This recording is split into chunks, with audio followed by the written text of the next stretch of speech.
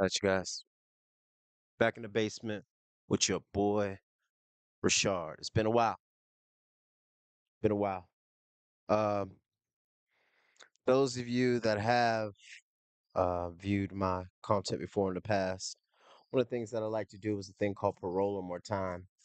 I actually, to be honest, used it for work in the assisted living business to kind of give the residents something to talk about, think about, besides, the normal activities and games. But it was on a deeper level as well about the prison system in the United States, where we're not in the top 25, not the top 25 as far as crime, but we're in the top one when it comes to in prison. So, Parole More Time, overnight stream. Tell me what you guys think. We're here, back in the basement with your boy Rashard.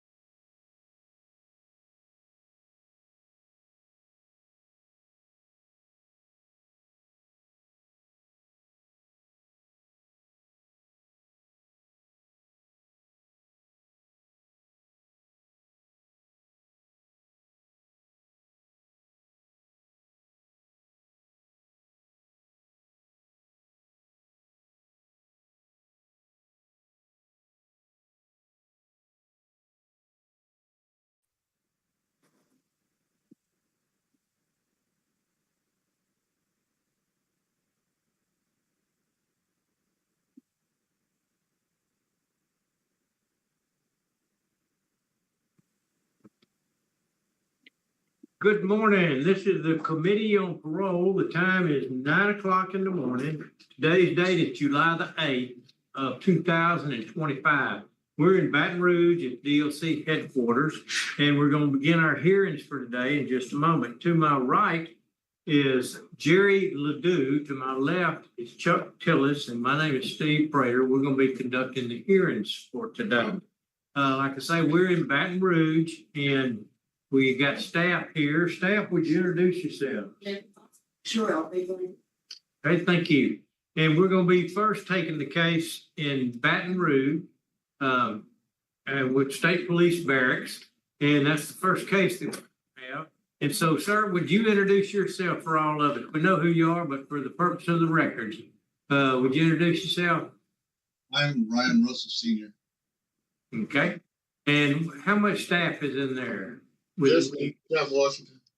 Okay, welcome. Thank you for having us, and we appreciate you conducting it.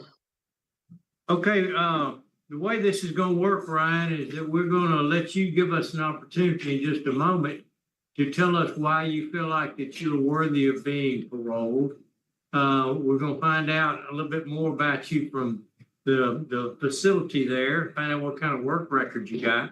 Then we're going to go into those that are supportive of you being released, and we'll read those in just a little bit.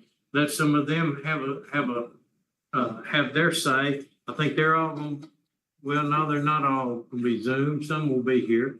And then we're going to talk to the folks in opposition. And then we as a board are going to conduct some questions, and then we'll make our decision. It's pretty simple. It takes longer to explain it than it does to do it. So we'll go ahead and get started. Having said all of that, we'll get started with you, Mr. Russell. Tell us what you did. Tell us, and I don't need every detail or anything like that, but tell us why you're where you are and why you think that your behavior since being there has warrants the fact that you should be released. All right. Good morning, ladies and gentlemen of the board. In 2004, I shot and killed John Shubrook in a heated altercation. Those actions that day, I realized they cost. He has a daughter. She lost her father that day. His sister lost a brother. I lost a friend. I had known John for a long time. My mom lost her husband. All my kids lost somebody they knew. It split a family. It impacted a lot of people, and it's impacting people today. I mean, there's people still hurting behind my actions of that day. When I was first arrested, I was alcoholic and a drug addict. I had been for a long time. I'm always going to be an alcoholic and a drug addict.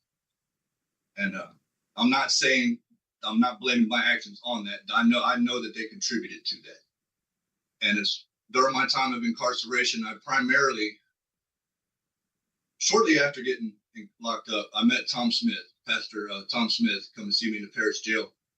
And he has been a huge influence on my life. He's been a guide for me, somebody I can speak to. We've been friends for over 20 years now. And he's come to see me. He's always supported me, and he encouraged me. I guess to make it short, he let me know that God loves me no matter what I've done. That there was still hope for me, that things could turn around. And so, taking his advice, I made every effort I could, first and foremost, to get myself right with God. From there, I mean, I've been to 4 different institutions. I've had several jobs. I primarily stayed focused in faith-based activities. In Angola, I was in a praise team. With the praise team, I got shipped to Cottonport. I was over a praise team. Winfield, I was over the praise team. I'm over the praise team here at the barracks. And I've always stayed active with the church and church activities. My time in DOC, I didn't have the opportunity to take many programs. Generally, the way you had to be within 10 years of a release date before you could take any type of Cage of Rage and all that.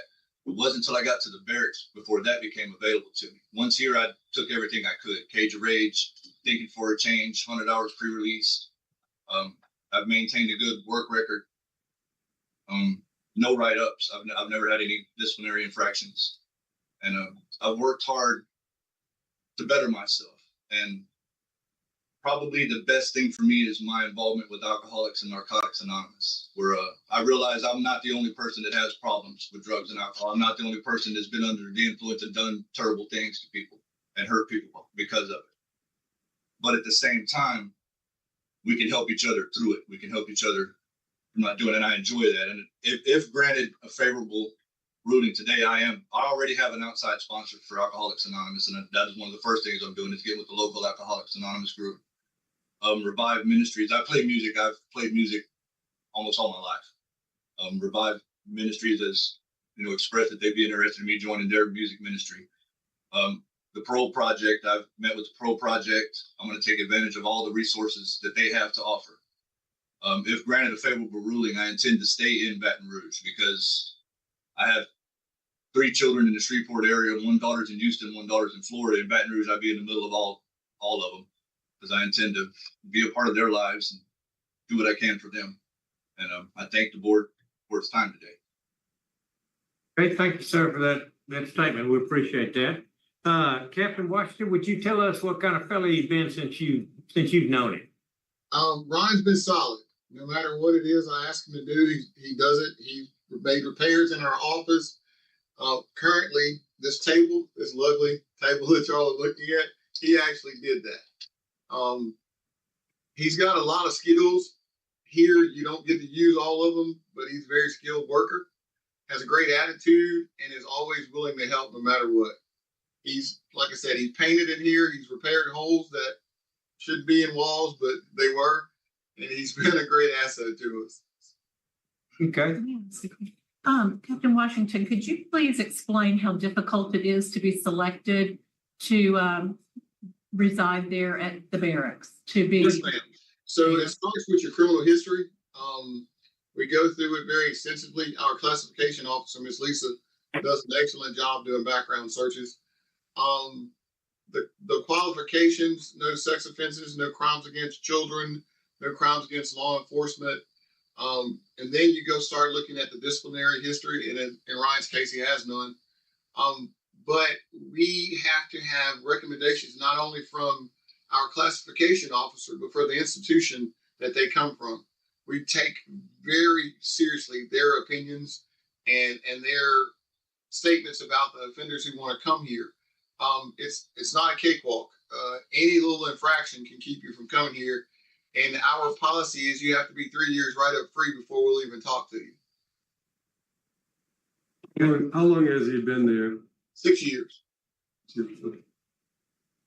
Okay, Captain, thank you very much. Well, we'll move on to those in support. And let me introduce Miss Micah Sleen. Am I saying that right? Slow. Sloan, okay. A little typo. Micah Sloan. Okay, Miss Sloan, did you want to make your comments first or after everyone else? After everyone else. Okay, all right, we have three people that are going to be speaking. Carrie Myers with the Parole Project, Ryan Russell, and Brooke Castee, the son and daughter of Mr. Ryan Russell. We'll start out with Mr. Myers. Carrie, would you talk to us, please, sir? Yes, good morning. Kerry Myers with Louisiana Parole Project. We're here to let the board know that we've accepted Ryan Russell as a client of Parole Project. We intend for Ryan to be a long-term client, providing housing up until such time that Ryan is capable of living independently, however long that takes. Ryan, as you just heard, is highly skilled in multiple different fields. So we have no problems understanding that Ryan's going to be easily employed. But what really impresses us about Ryan more than anything else is that he's self-aware. I think you heard that from him. You heard that about his sobriety. You heard that about his family. The skills, the programming, all of those things that he's done just leads to the fact that he is very self-aware. He understands the harm that he did. He understands where he has been and where he is going. And Parole Project is prepared to provide him with the assistance that he needs in his transition. And that includes, in over 21 years, that includes mentorship, financial management, technology, things that he will catch up on. But in general, Ryan has the skills. We committed to him long term. And we would ask this board to consider all these things and grant his parole today. Thank you, sir. We appreciate that, Gary. Okay, the next person will be son, Mr. Russell's son, Ryan Dean Russell Jr. Are you on Zoom with us? Do you guys okay, feel good. like you talked enough Good about morning. the murder? What would you Good like? morning, guys. Can you hear me? Yes, we can. Okay. I really don't have Always much to hard to say tell other with them, than but I mean, time's going to be a factor too.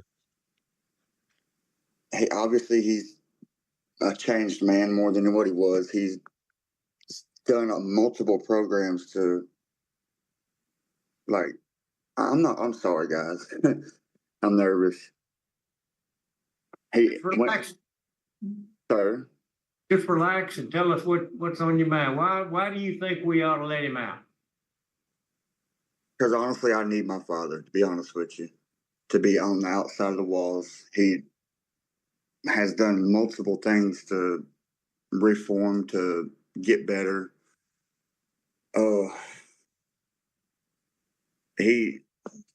When he gets out, I know he'll be a really productive member of society. He'll have a great support system like my grandma, my sisters, all that.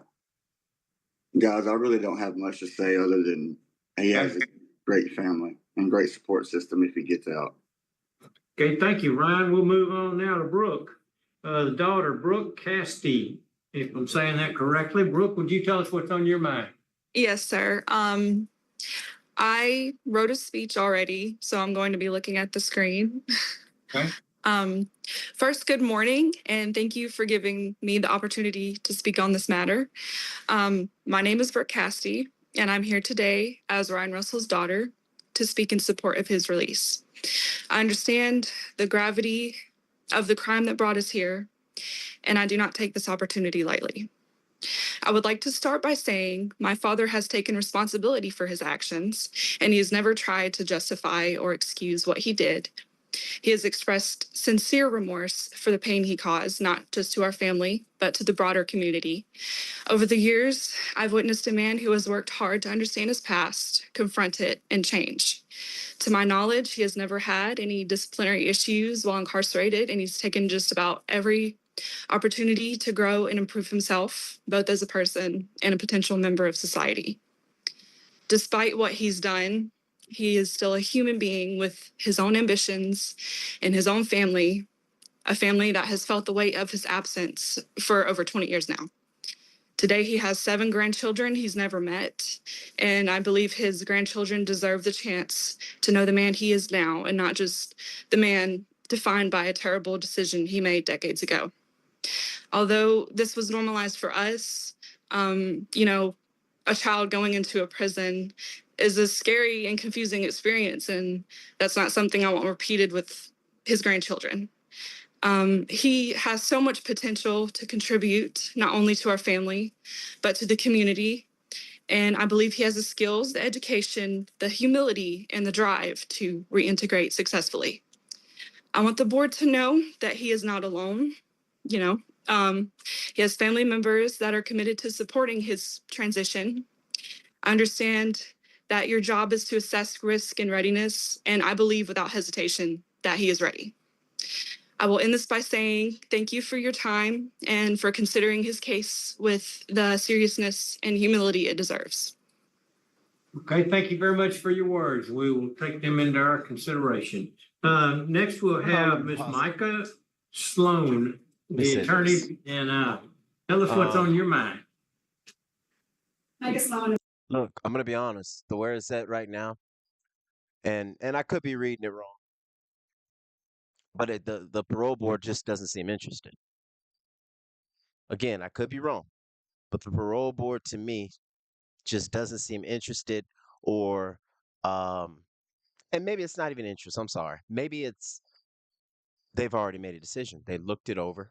They look at the time. There are certain things that have to be done, certain factors.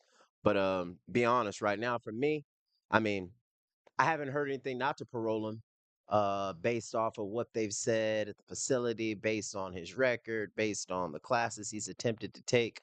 But I have a feeling they're not gonna let this guy go. No, too much money on the line. Think about it.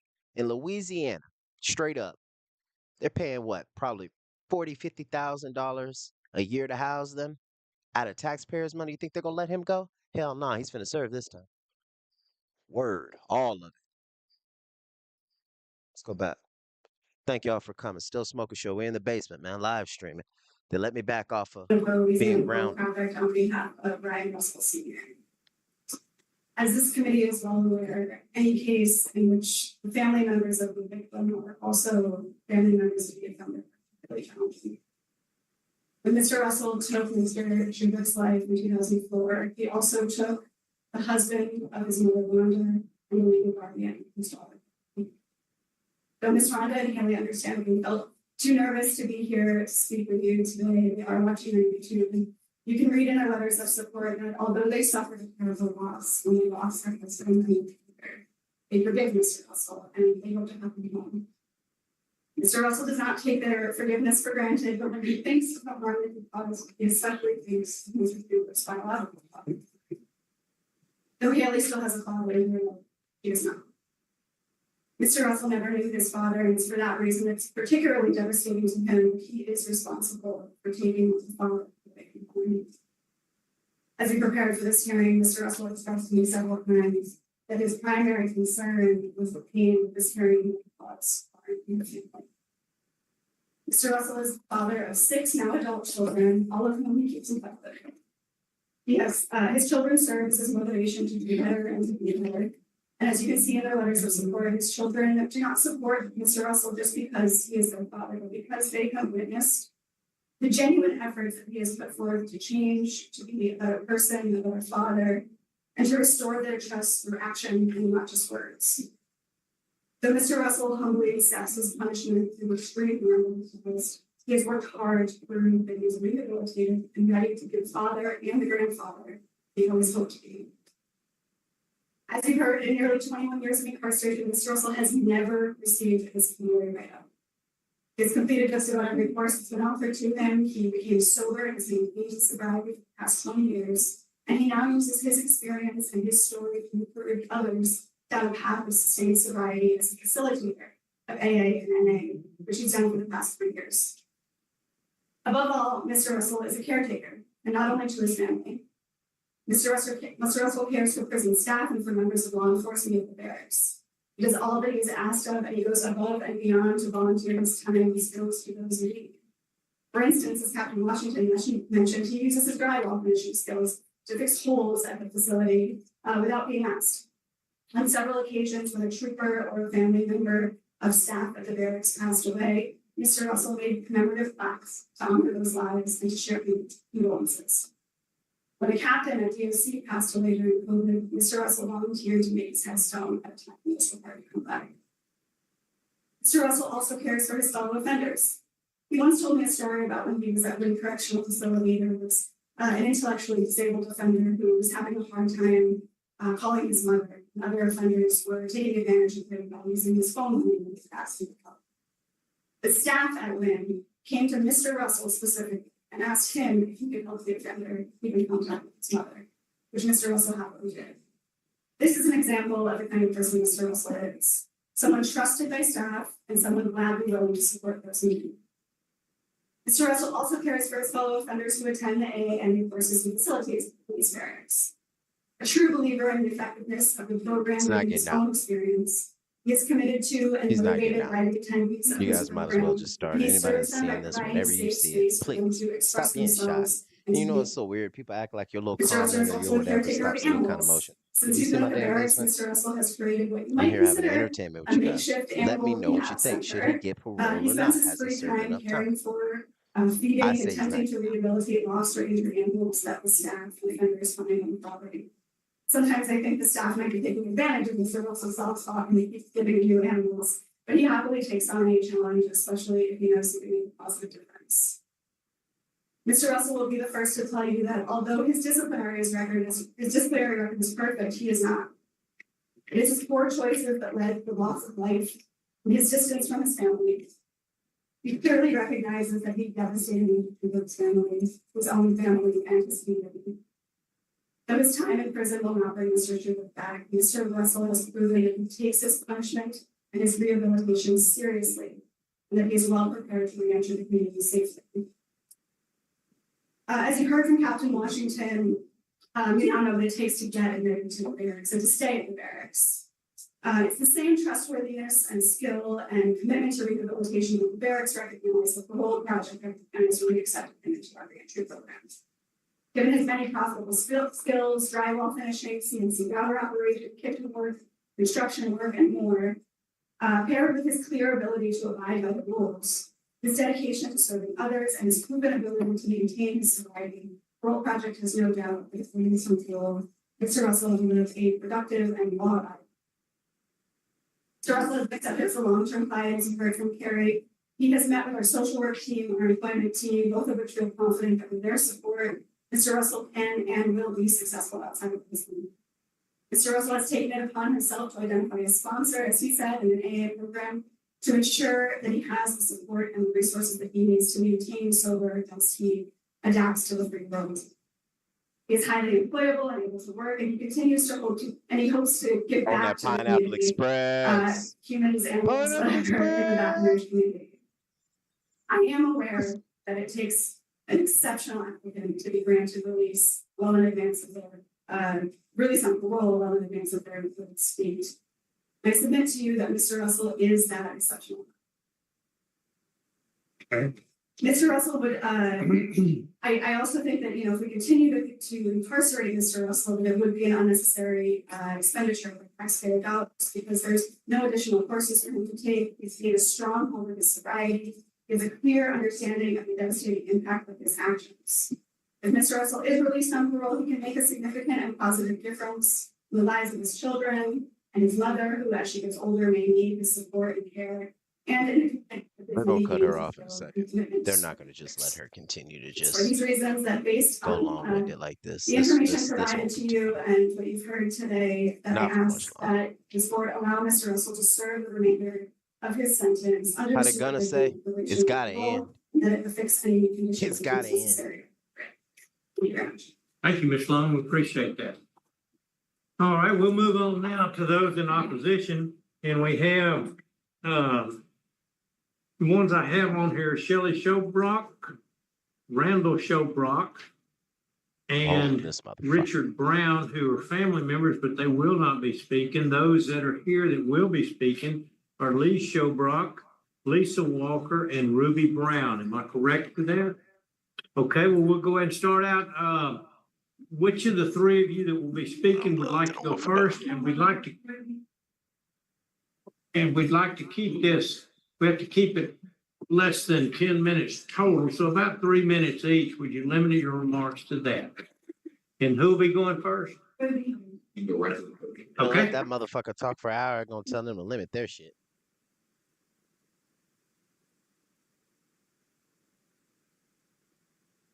I'm Ruby Brown, mother of John David, who was murdered by Reynolds, Russell, I'm sorry. I'm just going to read the statement. My world had thanks by this horrible senseless act of violence. My heart was torn out when I heard that my son was dead. My blood ran cold. I've held every blood vein in my body. I've hurt every day since.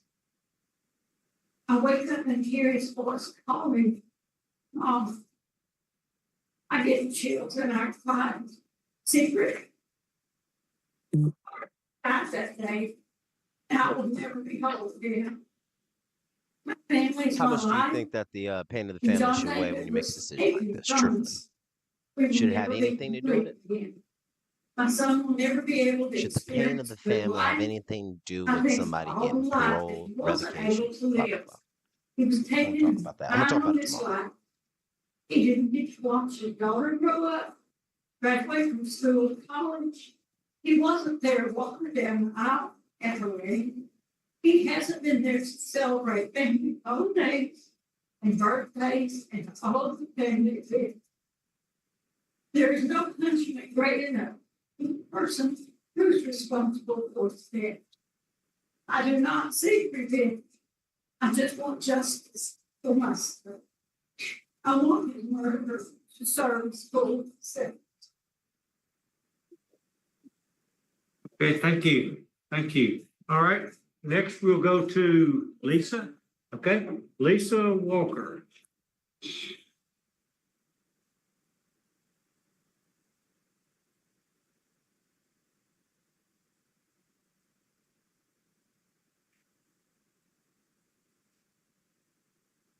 My name is Lisa Walker. I'm the older sister of Dawn. She was. 20 years ago, we were asked to provide victim impact statements following the conviction of Ron Russell for the murder of my brother, John. At that time, I struggled with a simple but impossible question: how can we begin to understand the full extent of the impact of Ron's actions would have on our lives? And even more important, how can we begin to measure how Ron's deliberate choices impacted John's life? The answer then is still the answer now. The greatest impact was John himself. Ron made a conscious decision to end John's life. That decision meant John would never again experience what the future might have held. Moments with his child, time with his family, the fulfillment of his hopes and dreams. Ron stole all of that from him. And he didn't stop there. After taking John's life, Ron tried to cover up his heinous act, further compounding the cruelty and trauma we endured. To our family that day cast a long and permanent shadow. The grief is unrelenting, the hate is so intense that it often remains unspoken, because to speak it is to make the horror even more real. Every memory we have of John, good or bad, is now clouded by the violence of how his life ended. There is no closure, there is no peace, only the reality that Ryan took John's life, and in doing so, left our family with an emotional wound that can never heal. For me personally, the past 20 years have been haunted by reoccurring nightmares, especially during times of stress. When I'm taken right back to the moment I learned of John's death, the nightmares are not just dreams. They are reminders that this is our reality, that John is truly gone, and that we help us. I felt pain still lingering now. In a private torment that I do not speak about because acknowledging it makes it feel all more real and unbearable. Now we're being asked to relive the trauma again, to fight for justice all over again, because Ryan Russell is being considered for parole. Oh, to be absolutely clear, Ryan does not deserve to be released, ever. He chose to end John's life. He should spend the rest of his life behind bars. No amount of rehabilitation, no number of programs completed, no accumulation of good behavior can undo what he's done. The idea that he can walk free, but John never will, is not unjust. Although Ryan was sentenced to 40 years, which means one day he may be released, I urge the board today to deny his parole, not only for justice's sake, but to honor the life of the man he took. John deserved much more than to become a victim of Ryan's decision. So again, how has this impacted our lives? It destroyed John's life. And it shattered ours. It placed a crushing weight on our heart, our minds that will never be lifted. Thank you for allowing me to speak and for considering the statement in your decision. I hope you will choose justice for John and for all of us who continue to carry the weight of it. Thank you, ma'am. We appreciate that. We'll take that into consideration in our deliberations. Lee, share, and would you be next, subscribe button. please? Don't forget to hit the like, share, and subscribe. Hey, We're here for I'm you. here to tell you today why Ryan Russell should not be up for parole. Because 20 years ago, or more than 20 years ago now, he decided to go outside and kill my brother. The only witness to this is Ryan Russell. Now, I have to go through what he said to the court and what all came out in the case to decide what actually happened. Ryan Russell said that John was outside welding. I believe that. And he says that John come at him with a machete, and that's why he defended himself with a .22 rifle. I wonder, where did he get this rifle from? He was already in the backyard. So therefore, I guess he just pulled it up out the air, a loaded .22 rifle. I contend that he did not go out there to confront my brother. I believe he brought that rifle from outside the house. It would make sense. And they said, the coroner said there was 2 shots, one to the side of the head and one to the center of the forehead. The one to the center of the forehead had pressure against it. And Ryan says that it was a bump shot, which is impossible if you're holding pressure. I believe that John was welding. And Ryan come up like a coward and shot him in the side of the head, first shot 2 feet away. And then after he was down, pressed the rifle to his forehead and made the execution shot. And exactly that's what it was. And as far as all the things that Ryan does in prison, all these skills that he has, you know who taught him those skills? John David Shoebrook taught him those skills. He would not know those skills if it was not for my brother. And I contend that I hope that y'all make the right decision today. This man belongs in prison where he is. And as far as him being sober, you can't get drugs and alcohol in prison. So how are you going to sit there and say I'm sober for 20 years? You've been in prison for 20 years. Let him out on the street. I mean, you can, but right back you're not to who he supposed was to have him. before he was there. And yes, I knew Mr. Ryan Russell very well. Lock him up. Thank you. Thank you, sir. We appreciate your comments, and we'll also take them into consideration. And put him in the field. Okay, Mr. Russell, it's time now for the board to ask questions. This particular case, I was assigned to be the interviewer, although each of us have read extensively on your case and so familiar with it. I guess, and I've listened to everything that everyone has said, and I've made my notes down here about who's in opposition, who's for it, the relationships, the fact you have no disciplines, parole project. The jury found you guilty of manslaughter. And the DA was prosecuting you on 2nd degree, which is also significant. You've had many classes. But the DA and the sheriff are opposed. The attorney general's opposed. I don't know if you have a history of substance abuse. You say you've dealt with that, and the fact that you're at state police barracks. All those are undisputed as far as I'm concerned. And again, nothing against you, sir. I got to ask you, why did you kill this man, and why did you bury the body? particular day, the altercation, Lee's correct. The altercation started in the front yard. John and I had argued several times. This wasn't just this day. We had several discussions and arguments over. If y'all read the record, y'all are familiar with what's in it. I'm not trying to reiterate. I don't want to put his family through any more than I actually have to. But to answer your question, we got into an argument. I withdrew from that argument. The tool shed out there, me and Little Ryan target shoot all the time out there.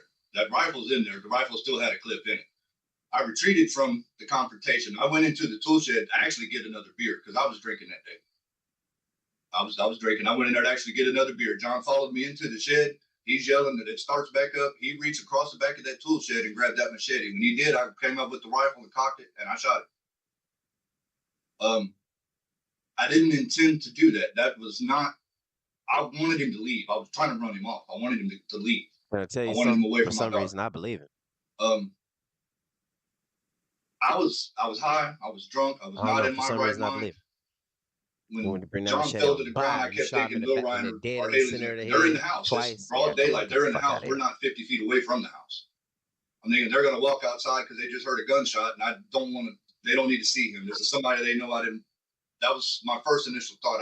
I moved John. I thought I needed to be nice. I nice. moved him as far as I could in the woods. You motherfucker. I don't really have any explanation for that. I didn't. Too many customers. I apologize. You too. I didn't know what to do. I was scared. I didn't want to go to jail. I didn't call the police. I'm drinking. I'm doing drugs. I didn't want to interact with the police. I didn't want to go to jail. I didn't know what else to do, and that's how we got to where we are today. How did you get shot twice in the head? The rifle was an automatic. It's a semi-automatic. When I picked that rifle up, it had a clip in it, and if you're familiar with firearms, once you chamber around, it's going to shoot automatically. And if this. I mean, we're breaking down something that happened in less than 2 seconds. And the first shot, he was shot first between the eyes. He fell, and as he's turning, I fired again as he's falling. But we're not more. I don't know if you can tell the dimensions of this room to me and Catherine. That tool shed's about the same as this room is. It's not much bigger than that. I'm sure y'all have pictures in the police report, but it's close quarters. And where he fell is right there. Doors of the shed open up and the house is right there. If the kids would have stepped out, he's right there. That's why I moved him to it initially to there. And how old are these kids? At the time, little Ryan was 8 and Haley was 6. And you had a loaded rifle right there in the shop where they could have got to it too? No, I was in the house with it. Me and little Ryan had been there. And that morning, little Ryan, we target shoot out in the front yard. That 22 is what he was shooting. It had a clip in it. It didn't have a shell chambered in it, but I mean, we're at the house. And that gun stayed in the shed. All my belongings at that time were in that tool shed. Okay, and why did you bury the body or just drag the body off? At first, I drug him off. At first, I did. That didn't happen immediately. It was actually the next night when I went ahead and buried him. Okay. Questions? There was something in the confession that I'm not hearing, and I don't want to bring it up, but there was some disturbing circumstances about some conversations, and I'm not sure if that information, as you've had years to think about it, is accurate. Could you clarify? Some behavior on his part and some an offer that was made. Okay, since you're answering the questions, I'm uncomfortable with this because I'm not really trying to put his family through any more than they've already been through. Okay. So was that accurate? Yes, ma'am. Everything that you have in my statement, if you've got my statements to Tracy Scott and in my testimony, yes, all of that is 100% accurate. That's what I just needed to know. Okay. Do you have any other questions? Were you all prepared to vote? Okay. Since this is my case, I get to vote first, and you have to, on a parole deal, you have to be unanimous. And it's not like a revocation, which has to be 2 out of 3. It has to be unanimous. And the fucking point.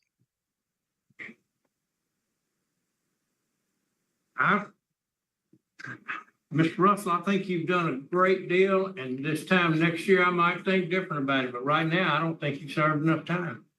I think on taking somebody's life, even though you've been exemplar in everything that you've done, and we appreciate that, but I think that somebody's life in a situation like this, because of something you did, is worth more time than that. I think because of the circumstances surrounding, I think that you need to serve some more time. Mr. Tillman?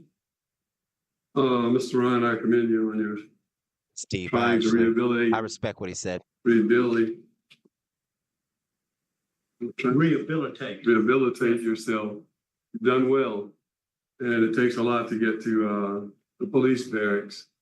Due to the time served and the family's opposition and law enforcement, my vote is to deny. Mr. Ledoux? You know, we have to weigh many things, and in terms of public safety, I don't think that you're a public safety threat at this point. Parole's already denied. Come on. I think that you've done a great job in your time incarcerated.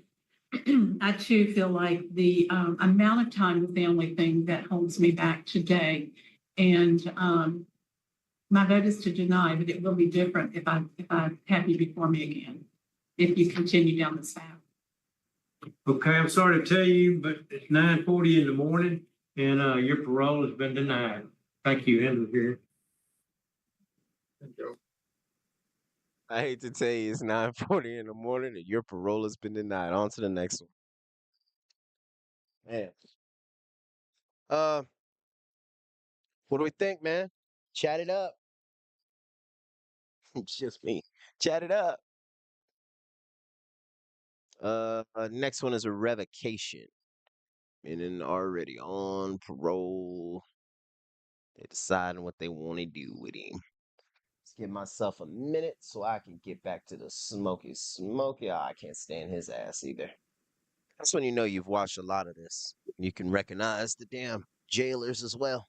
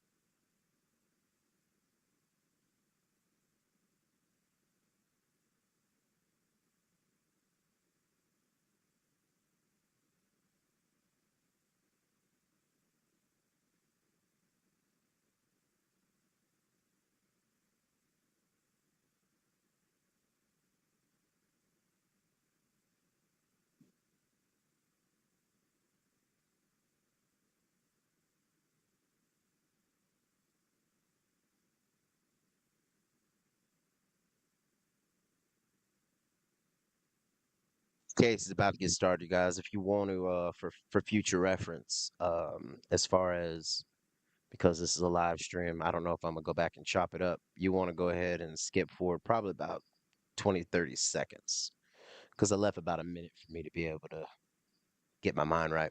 Still Smoker Show back in the basement live stream. I'm here all nighter till the camera cuts off. Let's go. Let's go.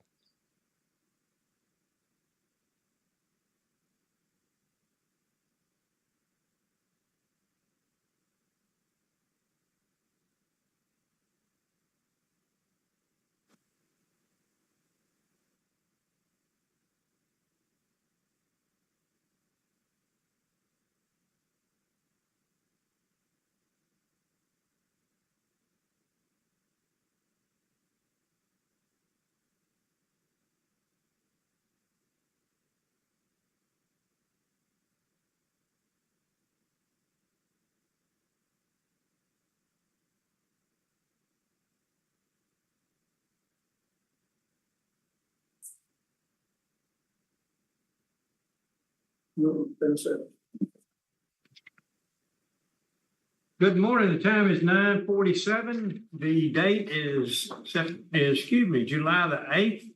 And we are at headquarters in Baton Rouge. You can see who we are. This is our second hearing for the morning. And we're speaking to Jefferson Parish Correctional Center. And sir, would you introduce yourself to us? Deputy Marlboro, Jefferson Parish Sheriff's Office. Okay, thank you. And thank you for hosting us. Is Mr. Green close by? Yes, he is, right here. Okay, thank you. Good morning. Good morning, Mr. Green. How are you doing today? I'm okay. And yourself? I'm doing good, doing good. All right, Mr. Green, you are here to deal with a revocation hearing. Is that correct? Yes, sir. And what is your DOC number? 532484. Okay. Do you have a waiver in front of you, a piece of paper that shows that's exactly it? And did you sign that? No, sir. At the time, I didn't. Okay. Would you read over? So you didn't sign that? Denied. No, it just said refusal to sign, but I never was showed this. Denied. Okay. Have you read that? Just now went over it a little bit. Yeah, it's talking about, it's asking me questions. Yes, sir. It's asking me it's like six questions. Have you read all of that, and do you agree with all that? Yes, sir. Okay. All right. If you've read that and agree with that, and that's your waiver sheet, then we'll get on with the hearing. For me, no, I haven't been on medically in the past 5 years. No. Yes, I can read and I can write. You know, do you understand your parole charge against you? Yes, sir. Do you want to speak in your own behalf? I feel that. Yes, sir. What is your average monthly income at the time? None really now. Okay, we don't really need to. Please tell me I can't We don't see need to guys. answer that. Let's just go ahead. Please and tell me she if don't you got a agree damn with hair that and you on it, realize that you're not eligible for an attorney and you choose not she to don't. hire I'm an sorry. attorney, then we need to get I'm on sorry. with the I'm hearing. so Is that sorry. correct? Yes, sir. Yes, sir. Okay, well, let's move on with the hearing then. And Mr. Green, your case has been signed to Mr. Tillis. And Mr. Tillis is going to go over the rule violations and ask you about what you plead on those rules, if you're guilty of that, and if you want to make a statement or if you're innocent of that, okay? Yes, sir. Good morning, Mr. Green. There are four violations on 4/10/2025. A warrant was for domestic abuse battery was issued for subject out of Orleans Parish. On 2/3/25, a warrant with simple battery was issued out of Jefferson Parish. On 4/16/25, the parolee was arrested. How do you plead? Guilty or not guilty, or with a statement? Well, not guilty with a statement for the domestic because it was a case of me. It was a case of me and that's good. We're not guilty. We will come back and let you explain about it. Okay. All right. The next one is on 4/16/25. After subject was instructed to report to probations and parole, and after the parolee was informed about his warrant for simple battery and domestic abuse battery, the parolee stated L. Anderson that he did not choke a formal dating partner. Oh, what I was feeling down. How do you plead to this? That's what I get. Domestic abuse battery, yeah. He's what was revoked. Can you I couldn't hear you. That was stated that you choked a formal dating partner. Crazy thing is, unless he just has No, please, not guilty. super Not guilty with good a statement. explanation. With a statement. 9 times out of 10, it don't matter if you've been arrested. And for this. number With 10, this the group of violation people right number here, 10 is specifically these subject three. Well, no, is Miss Ladue $1,136 in the rear. We'll How see. do you plead to that? Let's see, not guilty.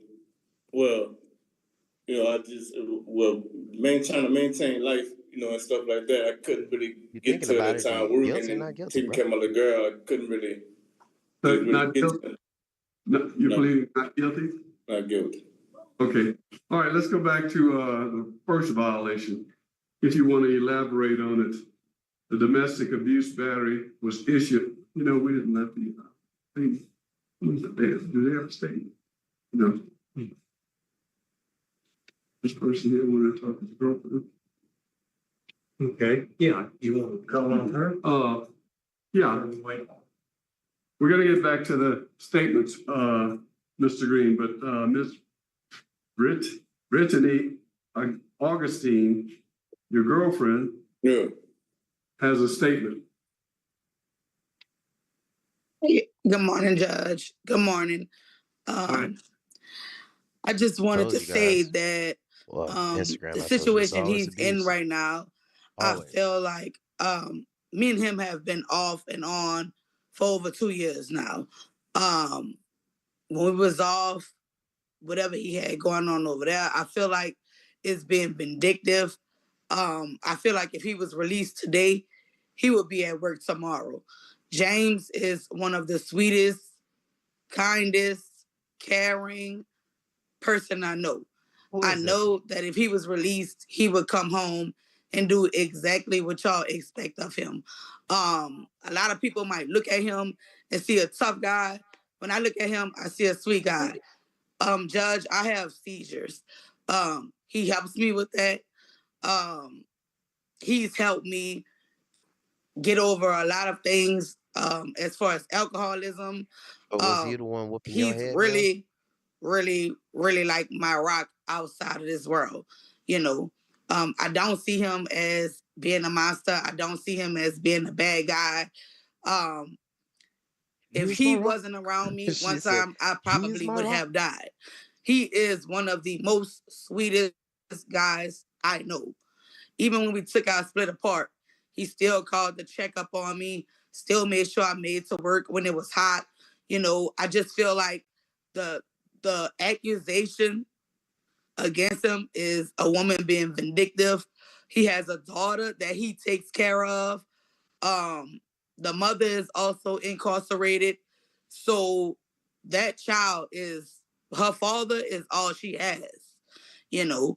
And I know they told me to keep it short, but I really wish that he can be released so he can do the best that he can and pay you all and just move on with his life. Okay, so Pay you're y'all. not That's what you're they want not to hear. the victim that was chosen. You said that right. And pay y'all. He never touched me. Never. That's what I'm explaining to you all.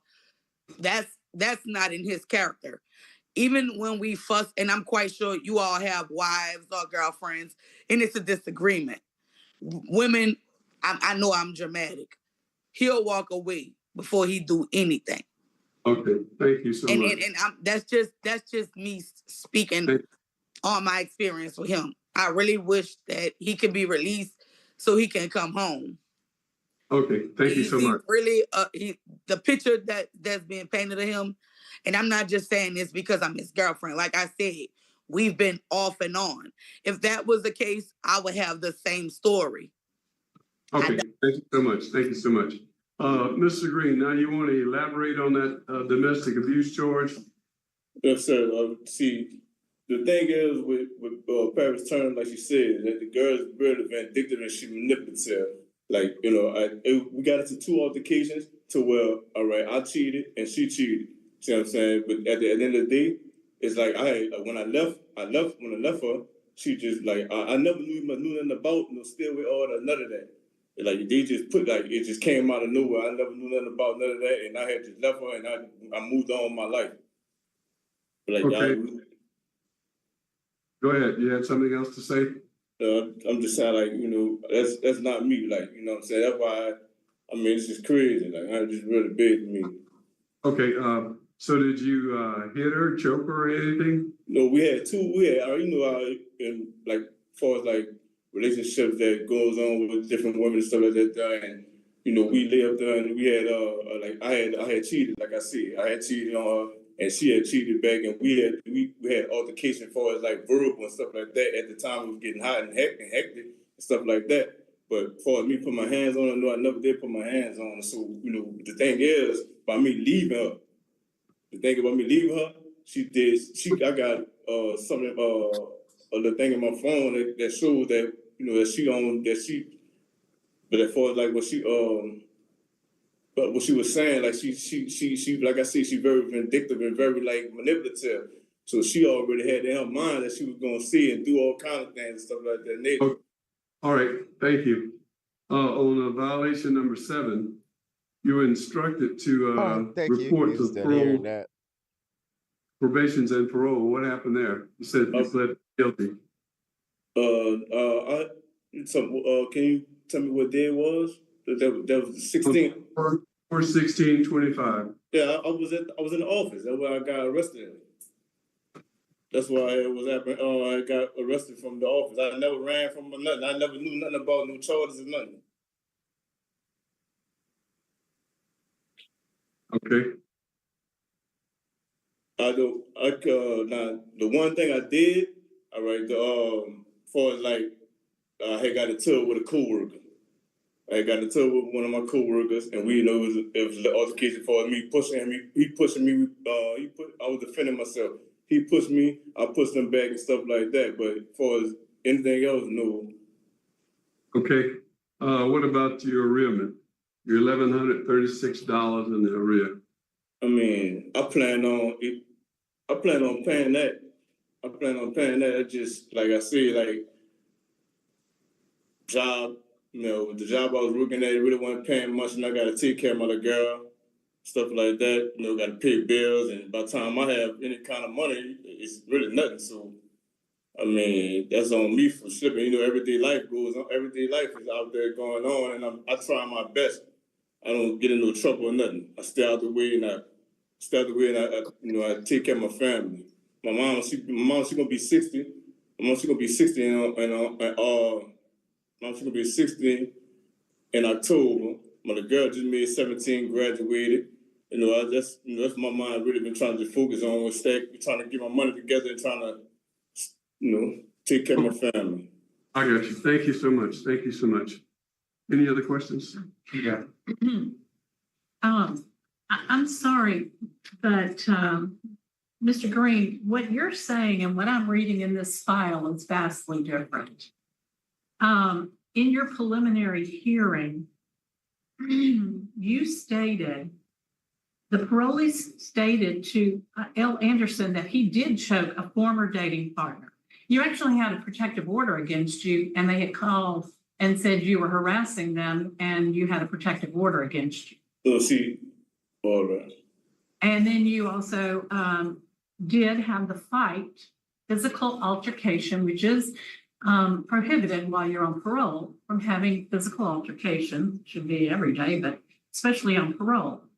And so those things, and then I read in your preliminary hearing how you gave the officers a tremendous amount of grief, stating, how about if I stand up and pop you, because you thought they were smirking, and you refused to sign, and you were argumentative. All of these things lead me to believe that you would be very difficult to supervise on the street.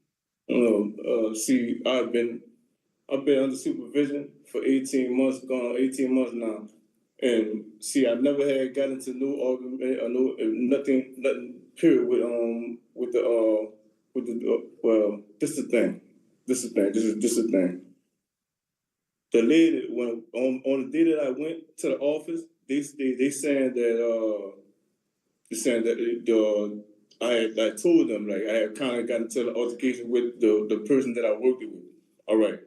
But if the man who helped arrest me, he could tell you himself personally that I didn't state nothing, I didn't say none of that about me choking nobody, nothing like that. That is false. I really would like to get a lie to the test on that, because I know I did not state and say that. I did not tell her that. She okay, let's read something else. January of 2025, your officer showed up at your place of business and you popped off to him saying, don't come to the restaurant. I don't want people to see you here. That's not me. I never worked in a restaurant, ma'am. That's not me. I am looking at files for Mr. Green. Okay. I work. Very much, Mr. Green. That's all I had. Thank you. Yeah, I worked at the Imperial Trading.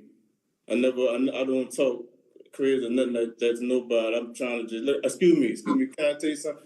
I've been in jail. I've been incarcerated for almost 20-something years of my life. My last sentence was 12 years. I'm 36 years old. My family's getting older.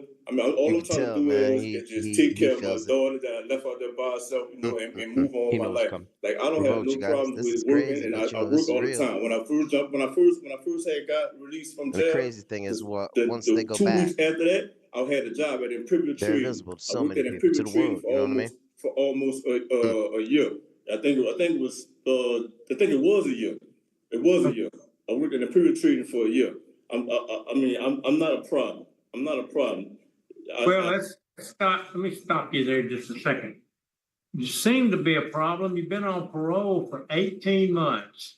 In that length of time, you've had a protective order against you, 2 simple battery warrants for different people, and you've had 11 traffic attachments that were on your NCIC record.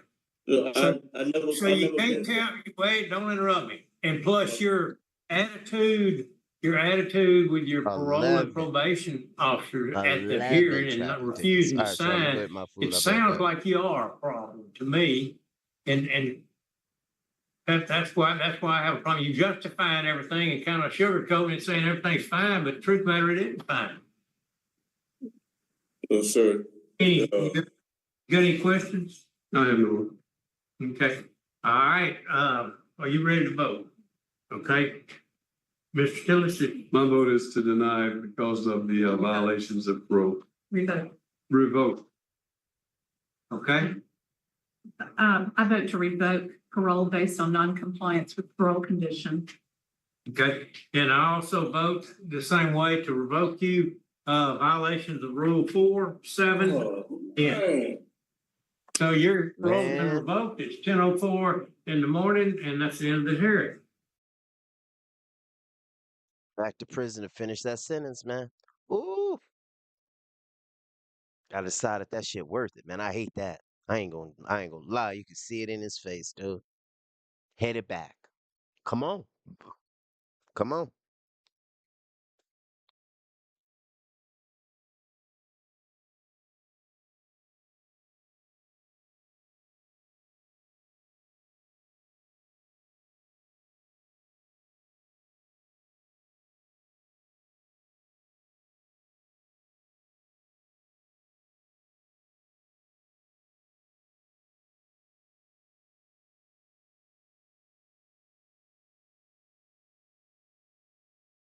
Right back, you guys. Go get the sandwich. Let's go start the next one. I knew he wasn't getting out, though. They didn't like the way he was talking. Right back.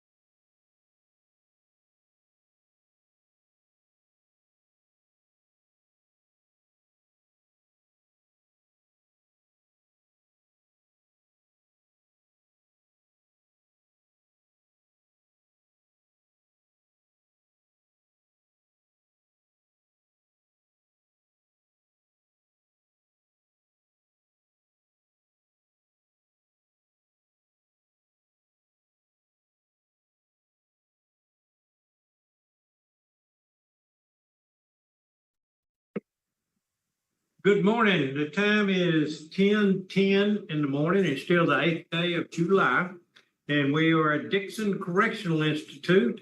That's who we're speaking to for the next hearing. We are at headquarters in Baton Rouge. We've already introduced ourselves. You can see from our name tag who we are, and we'll be conducting this parole hearing for Mr. Barry Johnson. Mr. Johnson, is that your name? Yes, sir. Okay, and what's your DOC number? 378093. Okay, all right, first thing we're gonna do is we're gonna let you tell us what you did, why you're there, and why you're deserving of a chance to get out on parole. Then we're gonna ask the warden about your conduct since you've been there. And then we're going to go into, we have 3 people that are gonna be speaking on your behalf, and there's a total of 5 people that are willing to be present and supportive of you, and we'll read their names when we get to it in just a minute. And then Mr. Randall Meyer with the district attorney's office is going to speak. So first off, let's go ahead and get started. Mr. Johnson, tell us why you're there, how long you've been there, what you've done to rehabilitate yourself, and what you did as a crime. Okay. As far as the crime, I made a foolish mistake. Not a mistake. It was a bad decision, a poor choice I made. And I went in and I robbed a sports bar for some money.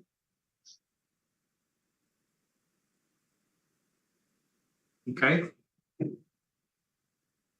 And since I've been incarcerated, I've attained my education. I started with the GED, took self-help programs. When the college courses became available, I took those as well. And right now I'm working as a high-set tutor at this facility. Okay. All right, you've come a long way. Yes, sir. How long have you been in jail? About 22, 23 years. Okay. All right. Is that all you have to say about your statement as far as what you wanted to have your opening statement? We'll ask you questions in a little bit, but is that what you had to say? Yes, sir. As far as going towards my rehabilitation. Okay. When I first came incarcerated, I realized the lack of an education always leads to people making poor decisions and poor choices. So in order to not exactly right. make a poor choice or poor decision again, exactly I had to educate myself. Let me get around here, get my drink, but he's right. That is what has caused me to make this turnaround in my life. All right. Well, it's good to hear. I hope a lot of young people will get that message one day. That's good to hear. Warden, what kind of fellow has he been since he's been there? He's actually, he came to DCI in 24. So he's been at DCI a little over a year in April 24. But as far as his institutional record prior to that too, his low court write-up, last one was in 23, but his last high court was in 22. So since he's been at DCI, he hadn't had any in the year. He's been here. And like he said, as far as conduct, he's been good. And then he mentioned to me he got his education through the correctional system, which is a good thing. He's also using that to help tutor our high set inmates here. So he hasn't given us any trouble. Warden, you were saying, I was looking at that too. His last write-up was in 23 or 22? His last low court, his last write-up was in 23, which was a low court write-up. We call it a Schedule A, and his last high court write-up was in 22, which would be a Schedule B. So, not getting out. Okay, all right. They have to have 3 whole years, so they're gonna add up every date. Literally, they're gonna go check. Okay, we're gonna move on then. Thank you, Warden, for that. We'll move on to those in support of this parole. And the ones that are gonna be speaking are Delbert Lewis, Joseph Johnson, and Berthel Lewis. And those that are at headquarters here but will not be speaking is Rebecca Andrews and Megan Andrews. So, Mr. Delbert Lewis, are you on the phone there? Mr. Lewis. I think you must be on mute. Yes, sir. Yes, sir, I am. Okay, good. Tell us what's on your heart and your mind there, Mr. Lewis. Well, Barry Johnson is my nephew. And I have no doubt in my mind that when he is a free man, he will be a very good product to society. He will make an excellent citizen of the country. I know he has learned his lesson, and I know he's been incarcerated for a very long time. He's missed so much since he's been incarcerated. He's missed funerals, his grandmother's funeral. He's missed weddings. He's missed birthdays. And I think he now deserves the chance to prove to himself that he can survive and do well and be productive in this country, in this city. Okay. So I would pray that you consider him for parole and that you would make him a free man. Okay. Thank you, sir, for those words, Mr. Lewis. And Mr. Joseph Johnson, the brother of Mr. Barry Johnson, would you tell us what's on your mind?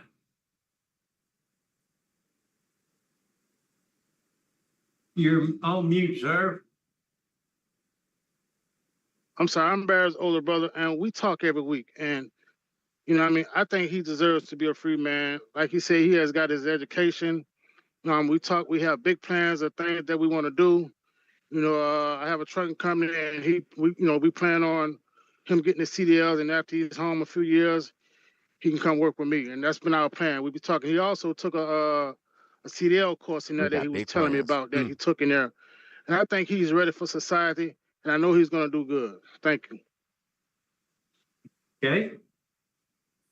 All right. And the final person to speak is Mr. Berthel Lewis, the uncle. Mr. Lewis, would you tell us what's on your mind? Yes, sir. How you doing? Fine. Barry is my nephew. He's been incarcerated a number of years, and as a minister of the family, as a pastor, I think he's been rehabilitated. He has a great support system that's supporting him, his family members, and all. And Don't be surprised. Don't be surprised if he's denied because he's already been in trouble 2 times in the last 3 years. Even though they say you need to be clear for 3 years, the bare minimum that's the bare minimum. If he's gotten in trouble twice outside of that 3 years, twice, why are they going to think as a board that he's reformed? Just saying. I want freedom for everybody, but I'm just thinking what they're going to be thinking. Watch. There we go. we miss him dearly. And it's my prayer that the Louisiana Board of Pardons would recommend him for parole. God bless you and keep you. Okay, thank you, sir. We appreciate those comments. Mr. Johnson, excuse me, thank you, sir, for reminding me. Randall Meyer in opposition. I forgot you, sir. I'm sorry. Oh, that's all right. I would have jumped in. Thank Okay. you. Randall Meyer, Assistant DA, Jefferson Parish. We're opposed at this time. I think Mr. Johnson is on the right path. I think he's doing well. I'm impressed with his educational work. I think that's extremely important. I'm glad he realized how important that is. But my opposition is based, number one, there's some victim opposition. He has a poor record under supervision. He was on good time when he committed these offenses. His disciplinary report is concerning. He's eligible for this parole hearing today by less than 1 month. In June of 22 is when he had that high court write-up, the end of June. Then September of 23, he had the low court write-up, which didn't make him ineligible for this hearing, but it shows that he continues to refuse to follow orders, and that concerns me. Looking at his history, I'd like to see him get some long-term substance abuse programming. His 95 arrests he had about 36 rocks of crack cocaine and ingested about 15 rocks to try to avoid the arrest. He claims he was intoxicated at the time of the incident offense, so he doesn't remember the facts, except he claims that the gun that he used was plastic, not a real gun. So I guess today I'm opposed. I would reconsider our position if he is denied today, if he gets some long-term substance abuse programming and he remains right up free. Those are my two big issues that I have. Thank you. Okay, thank you, sir. We appreciate your input. Also, Mr. Johnson, your case has been assigned as far as the lead and interviewer to Mr. Chuck Tillis on my left. And so, Mr. Tillis, would you go ahead and start the interview, and then the rest of us will pipe in when we need. Wait, Mr. Johnson, might come in tonight. You had problems with drugs. You were selling drugs or what? In '95, I was selling drugs. Hey, good night. But on this here, for this here particular charge, I took some pills. We'll be back this weekend. You took some pills. So yes, what was the situation where you robbed this sports bar? What were you needing the money for? I didn't need the money, to be honest with you. I had just helped my uncle redo his roof, and he had paid me to help do his roof. It was just a foolish, stupid decision. So you just went in and robbed this. You were high. I had a relationship with the barkeep. And you robbed her? Yes, sir. What was your reason for it? That's what I'm trying to find out. There was really no reason. I got you. So how long have you been incarcerated? About 22 to 23 years. That's me too. And you've done some extensive classes and stuff trying to rehabilitate. Yes, sir. Let him out. Rehabilitate yourself. Sounds crazy. Let him out. And that's know good. How it makes people What's feel happening like with all the write-ups? 23 years. Why are you getting property? The local write-up, I was given a job as to start the prison newspaper, something I didn't know how to do. And the music helped me to focus on trying to get everything together. I got it together and ran it successfully for a year. Math on his life. Let's say they had music on the computer.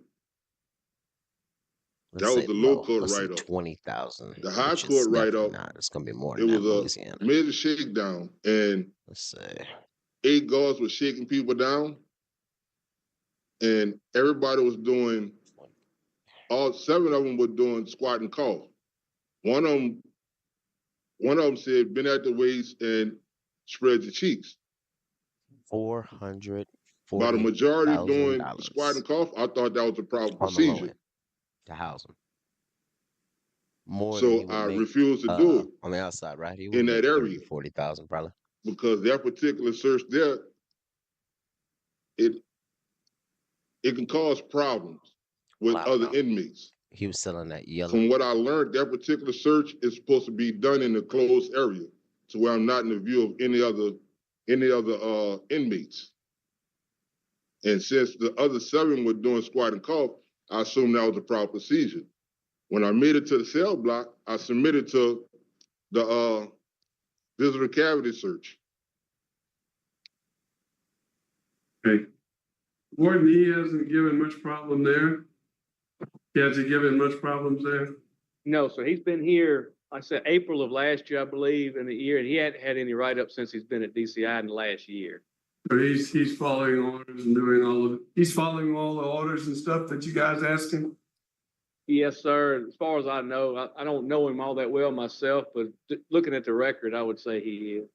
Okay, thank you. I have no more questions.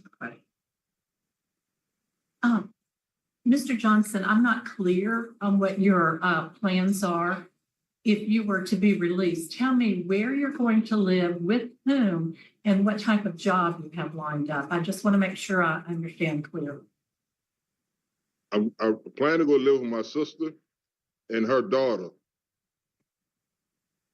And where do they live? They live in Baton Rouge. Baton Rouge. And where would you be working? Whatever job I can get until I'm able to get on with my brother, till I can get my CDL to work with my brother, driving trucks. Okay. That's kind of what I needed to know, is that you do have a solid plan upon release. Okay, so have you been taking classes or going to, since you're a drug addict, have you been going to any classes? I've completed substance abuse, but I just found out here about the class that they have. It's an open call out, and anybody could just go. But the job I have as a tutor, it takes up a lot of my time and my energy, because adult learners, everybody's different. So you have to individualize with each individual one. So Go ahead, I'm sorry. Go ahead. In the process of me trying to find out exactly what the substance abuse class is here and how to get in it, I didn't have the time to really find out really that it was just open call out. When's the last time you did drugs? Last time I did drugs, when I took them pills. When was that? 2023, when I caught the charge. 23? 23, 24. Now think back. I think it's 23. I don't think so either. What year was it? Let's look it up. 1995. 23. You've been locked up 23. 2003, I'm sorry. 2003 or 2004. Did you do them in 23 in prison? No, sir. 2003 or 2004, I'm sorry. So we'll take the 2023 if you want. No. You haven't done any more drugs. Okay, I have no more questions. I have no more questions. Okay. Any more questions for me? I just will say that your transcript from Ashland, where you got your bachelor's degree, looks about like mine. So I'm in good company. I see some C's and D's in there.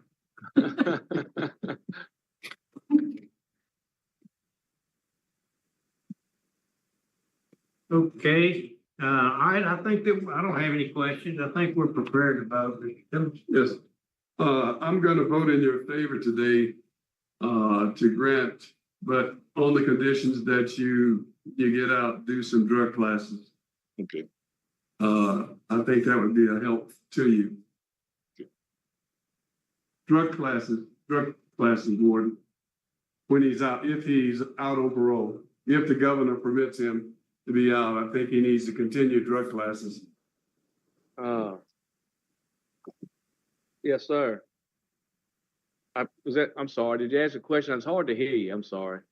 Okay. No, I was saying my vote is to grant today for him. And if he's released, it's on the basis of he continue or start drug classes.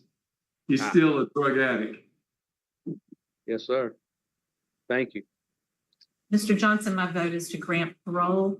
I will also stipulate with Mr. Tillis a substance abuse evaluation and follow any recommendations by that organization. You know, it's in your court. This is the time you have to make the decision. So I'm going to give you that opportunity. Thank you. Okay, we got 2 votes to grant, and I'm going to go along with my cohorts here, and I'm gonna vote to grant your parole. But I hope that you're not a fella that is real educated but still stupid. There you go. You prove to me that way. If you get out and get back in trouble, then you're a well-educated, stupid person. Because you've had chances before, and you're getting a big chance now. So we don't want to see you back here. And plus the victim said if they thought they were going to leave it up to the board. And if they thought the board thought that you needed another chance, then they're okay with that too. So because of that, you've received 3 votes today to be paroled, and there'll be some stipulations as far as substance abuse classes and AA meetings, things like that, that you got to stick with. But we're going out on a limb with you, okay? And so please don't disappoint us, and good luck and congratulations on your education and your reform. Thank you, sir. That's the end of the hearing, 10:30.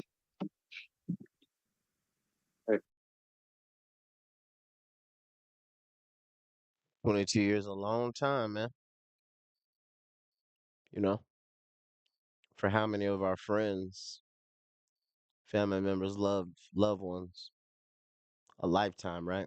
22 years. He got his freedom.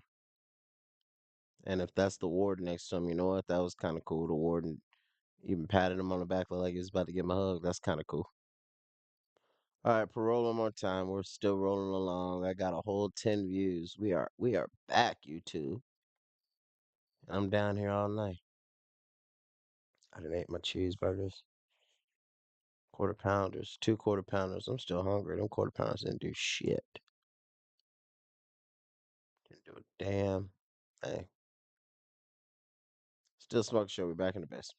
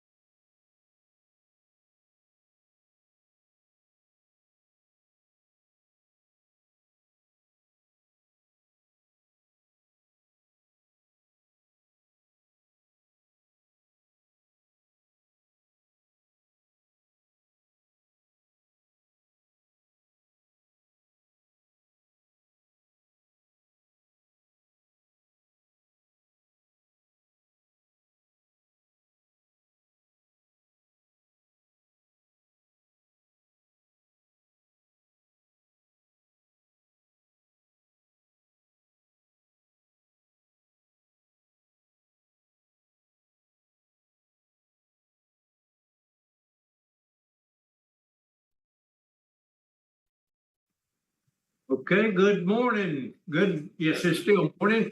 And today is still the 8th of July. We've had several hearings this morning. We're at headquarters in Baton Rouge. You can see by our name tags who we are. We're on the committee on parole this morning. And we'll be deciding about your future This thing and is taking absolutely action not on based this off looks. request. Let it kept his ass. We're speaking to Dixon, and we appreciate you hosting us again there, Warden. The way we're going to do this, Mr. Danton, is that we're going to begin by asking you to explain why you're there and what you've accomplished since you've been there, and try to convince us that we should take a chance on paroling you. Then we're going to ask the warden to give us a little bit of background on you. Then we're going to allow your daughter's going to make a brief statement about why we should release you. And then we're going to ask questions, then we'll take a vote. It's a real simple process. So let's go ahead and get started. If you would, your name is Dudley Danton. What is your DOC number, Mr. Danton? 5375. Okay. Tell us why you're there, what you did, and what you've accomplished since you've been there in the way of rehabilitation. Been doing good. I never got no write-up since I've been here. And, okay, no write-ups. Good. I do what they tell me to do, whatever. Yes, sir. That's a good thing. No write-ups. Have you taken any courses there that you want to tell us about? Yes, sir. I took that took some classes and all. I took all the classes they got me to do, I did them all. Okay. All right. Warden, what kind of fellow has he been since he's been there? He's been here since 2013, it looks like. He had no write-up since he's been here. So he stayed out of trouble while he was here for sure. I'm really, the class I think he's trying to say is he took the sex offender treatment classes. Yes, that's what I assumed. I was hoping that's what he was saying. Yes, and he's taken a few other classes, but that's the one I believe he was trying to mention. But he hasn't given us any trouble, no write-up since he's been here. Okay. All right, Miss Christy Gaspard, you were the daughter of Mr. Dudley Danton. Would you tell us what you'd like us to know?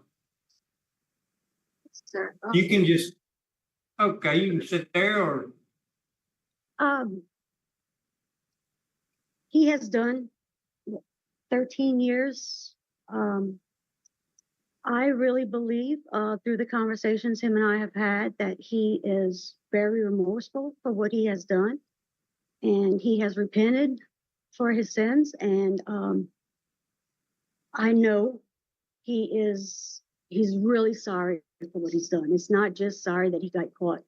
I know he's a better person than he was before. And with God, all things are possible. And he has God. And I know he has Parkinson's. He can't do anything. He can't even walk. So we're just praying that he could come home to us so we could take care of him. Okay. Thank you. We appreciate that. And just so you know, I'm sure you know, but Louis Mathern is with you also there behind you, but I think you already know that. And so she chooses not to speak. Okay. The interview is my responsibility. This particular one was assigned to me. And so I'm going to ask you a few questions, and my cohorts up here will get a chance to ask you some questions. Talk to me a little bit about the crime. Can you tell me what you did and why it was such a mistake? I thought the girl. I don't know why, but I did. I'm sorry about doing Could you hear him? No, I can hear the noises, but I can't understand anything. Can you speak a little louder? I thought it was a girl. I'm sorry I did, but I don't know why I did, but I did. Did you catch that? Don't know why you did it, but you did. Is that what I heard? Yeah. He said he touched the girl. Don't know why he did it, but he did. Okay. And you were 60 years old when this occurred, correct? Okay, and you got a total of 18 years for this indecent behavior situation, correct? Yes, sir. With a juvenile. And she was under the age of 13, I believe is what we saw from the record. And you got an 18-year sentence and a 5-year sentence to run concurrently. And of those 18 years, you've served 12. Is that correct? Yes, sir. 13. Okay. All right. Mr. Tillis, questions? I have no questions. The 28. 13 of it. I would like to make note that there were 3 victims, and this was pled down from sexual battery initially. Okay. All right. We appreciate that. And you got some opposition from the DA, the sheriff, and the attorney general. The fact that there were other victims. You did plead guilty, and we do have victim opposition. And you hadn't taken a whole lot of programs or classes. And so these indecent behavior with juvenile cases are really, really problematic for us. And so it's my responsibility to vote first because this case was mine. And my vote is that we're going to deny this request for parole due to the age of the victims, due to the number of victims, and due to the fact that you've only served 12 of 18 years, which is a reduction from what it really was anyway. So that's my vote. Mr. Tillis? My vote is to deny also. My vote is to deny based on victim law enforcement opposition, age of the victim, and it was a plea. Okay. Thank you, Ms. Ledoux. I'm sorry to tell you this, Mr. Danton, but your parole today has been denied, and that's the end of the hearing. It's 10:48 in the morning.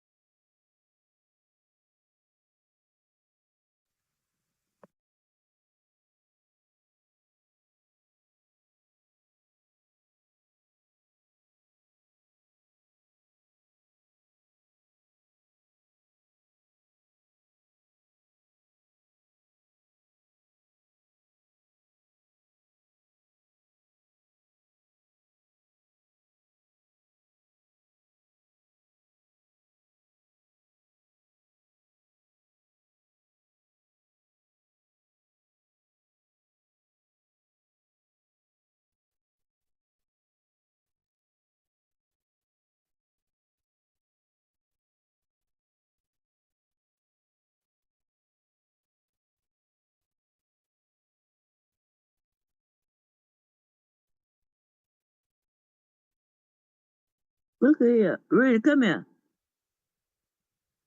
Rita.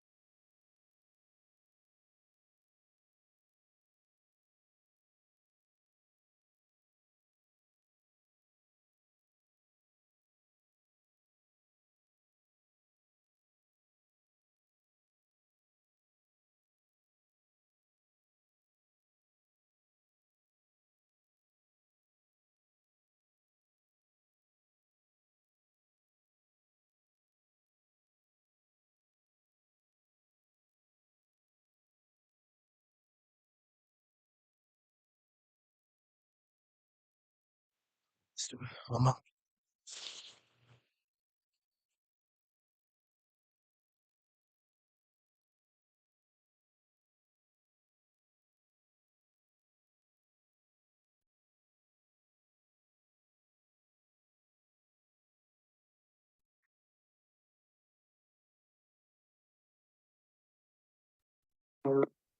Okay, Mr. Troy Henry, is that who I'm looking at? Yes, sir. What is your DLC number, Mr. Henry? 397821.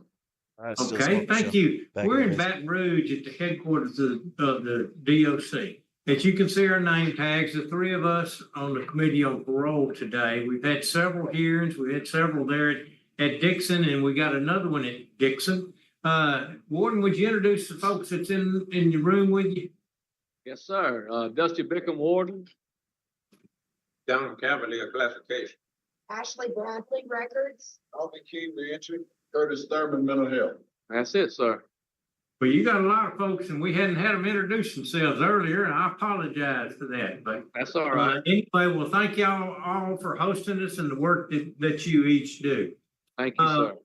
Mr. Henry, what we're going to do today is in just a minute, we're going to get you to say what you did and why you're there and this sort of thing, and kind of tell us why you should have a chance at getting out early, and just give us your best shot. And then we're going to ask the warden to explain what all you've been doing since you've been in the facility.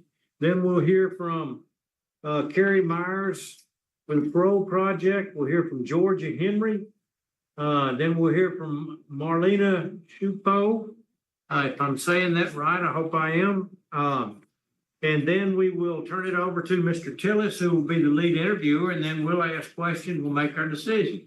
It's a pretty simple process. So why don't you go ahead and get us started, since you're the star of the show today, and tell us what you did wrong and tell us what you've done to rehabilitate yourself and to, just try to sell us on why we should take a chance on letting you out on parole. Yes, sir. I'm incarcerated right now for armed robbery, a crime that I should have never committed. I wish I never committed it. And what I have done in the prison system right now is cooking for the compound each and every day. I've been doing that for 13 years, cooking for the warden, for the staff, everybody that's here. I'm constantly doing positive things to motivate myself so I won't do wrong anymore. Okay. What kind of, have you done anything to improve your education level, or you're taking any courses and things like that? Yes, sir. I received my high set from Dixon Correctional. Okay. And I also completed a STAR program. I also completed Victim Impact, Living in Balance, Going Home, Staying Home, and so forth, so on. Okay. Well, tell us, I don't think you like to use a lot of words, so I'm gonna try to drag it out of you. Yes, sir. What you learn about Victim Impact that would help us know how that affected? The whole complete book, sir. The victim, hurting victims, that's something I should not have done, something that I should not do anymore. I take full responsibility on what I have done. My accountability today, right now, is I pray that God will keep changing me each and every day. Keep motivating me to do right, to never come back to the prison system. Okay. Thank you, sir. That's what I kind of wanted to hear. That was a good response to that. Warden, would you kind of tell us what kind of fella he's been?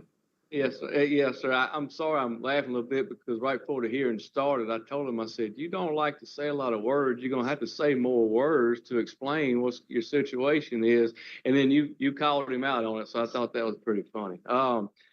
Troy's been here since 2008, I believe, at DCI. So very familiar with Troy. He has done a great job. He's a trustee.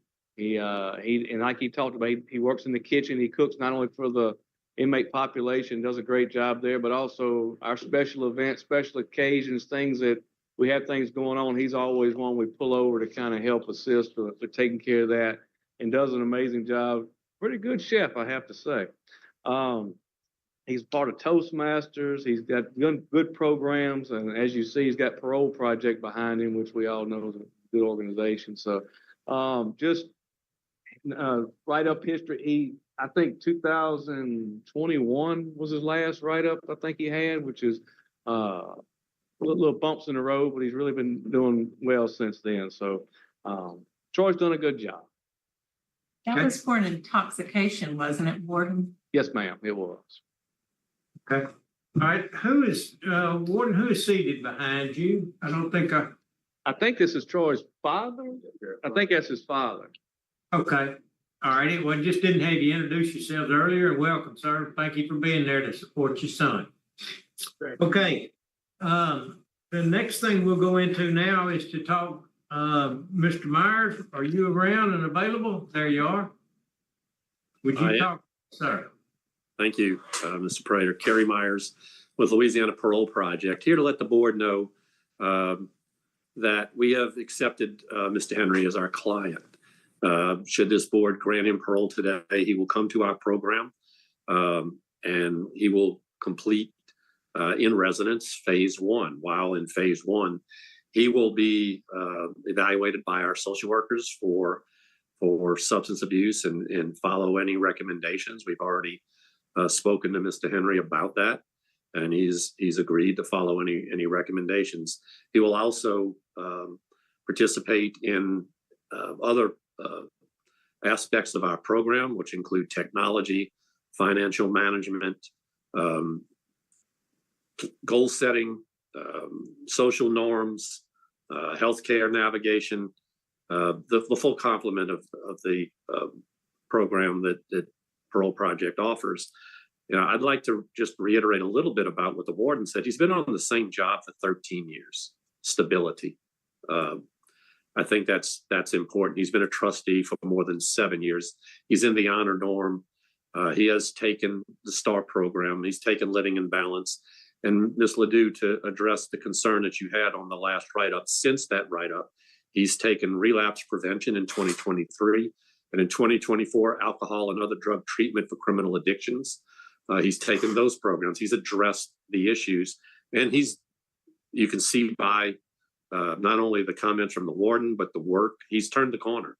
The light has come on, and this is exactly the issues that he's addressed that led him to prison. So we believe in Mr. Henry.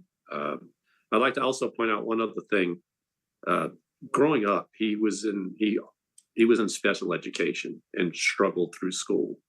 But the fact that he stayed with it, he had the determination to get his high set and complete it, is very impressive to us. So he is a determined person, and he's determined to continue with his addiction treatment to ensure that he has the support systems. We will make sure we provide assistance with that. And he's also determined that the past is the past, and it's not the life he wants to lead. So we would ask this board to consider those things and grant his parole today. I would also like to add one more thing. In 4.5 years, he's going to get released on good time. This board has the opportunity today to release Mr. Henry with conditions, to put any conditions on him that they might feel necessary to help his successful reentry. So again, we want to just ask the board to consider these things today and grant his parole. Okay, thank you, Mr. Myers. Appreciate the work that you do. Okay, we'll move on now to talk to Miss Georgia Henry, who is the mother of Mr. Troy Henry. All right, ma'am. Okay, can you hear me? I think you're still on mute. Wait a minute. Can say something. Can you hear me? Yes, ma'am. We got you now. Go ahead. Okay, and tell good us morning. Good morning, and tell us about Troy. Troy is a changed person. He changed from a whiny person to a strong man. I could see every time he would call me the difference in him with his attitude. He took responsibility for what he did, and he's very sorry for it. I understand that he went through a crisis in his life, which is very, very hard on a person. But he would not follow the rules that I had set forth for him. But he changed his attitude toward the rules. He's willing to do anything and everything to stay out of prison. He wants to come home. He's tired of being there, and he want to live the rest of his life free and with God. He read his Bible now more than ever, because I encourage him to do that. And he pray more, that God is willing to help him. Okay. I love him. I will support him. I will help him any way that is possible. But I will not tolerate the foolishness. Yes, I am sick and I do need his help. But I will not tolerate no foolishness from him no more. Okay. He either walks a straight line or he can stay where he's at. I'm sorry to say that, but that's how I feel now. Okay. Well, that's pretty easy to understand. Thank you, ma'am. Appreciate your word. Thank you. And now we'll go to his attorney, Miss Marlena Shupo. Am I saying that right? Yes, correct. Thank you. This is Marlena Shupa with the law firm Simpson, Thatcher, and Bartlett, and we are serving as counsel to Mr. Henry. At age 27, while high on ecstasy and alcohol, Mr. Henry made a tremendous mistake that resulted in great physical and emotional harm to the victim. Mr. Henry has since been plagued with immense regret and remorse, and he has used his 22 years in prison to change his life for the better through service and introspection. Today, we urge the board to recognize what his supporters here have attested to, which is that during Mr. Henry's time in prison, he has taken accountability for his actions and become a reformed man. We truly believe that he has a strength of character, resources, and support to safely reintegrate into society. Mr. Henry wakes up every day at 4 a.m. to begin preparing meals for the 1,800 inmates he serves at the Dixon Correctional. On days where he caters special events, he wakes up as early as 1 a.m.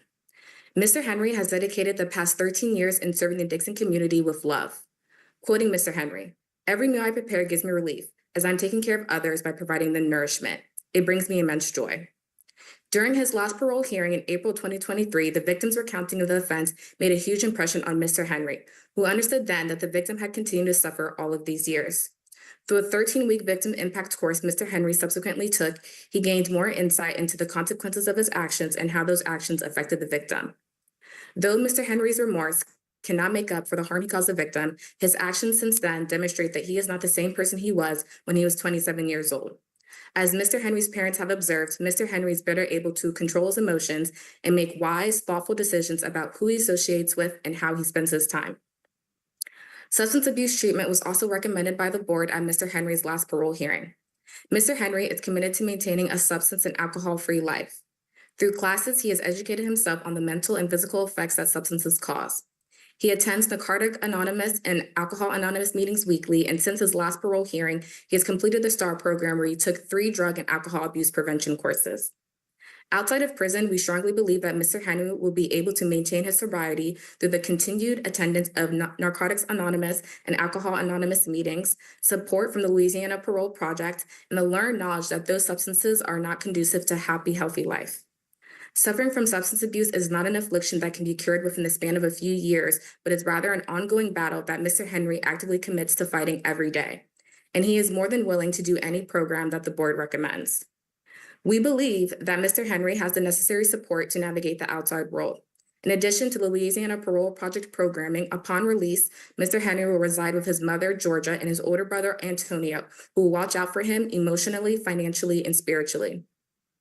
Mr. Henry is further supported by his father and cousin, who are also all very dedicated in caring and helping Mr. Henry in any way possible.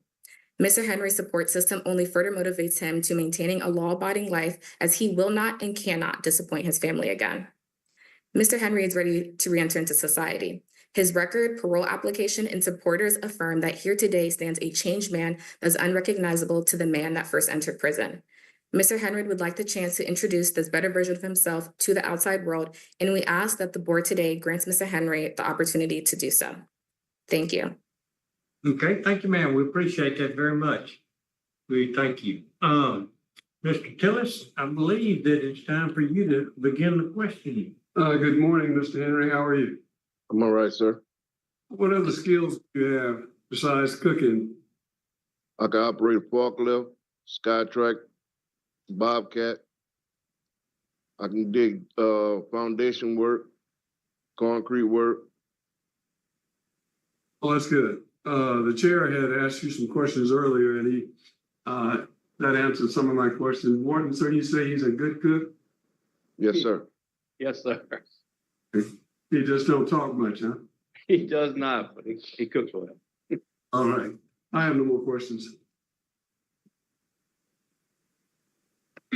Chair, would you ask any questions that you got?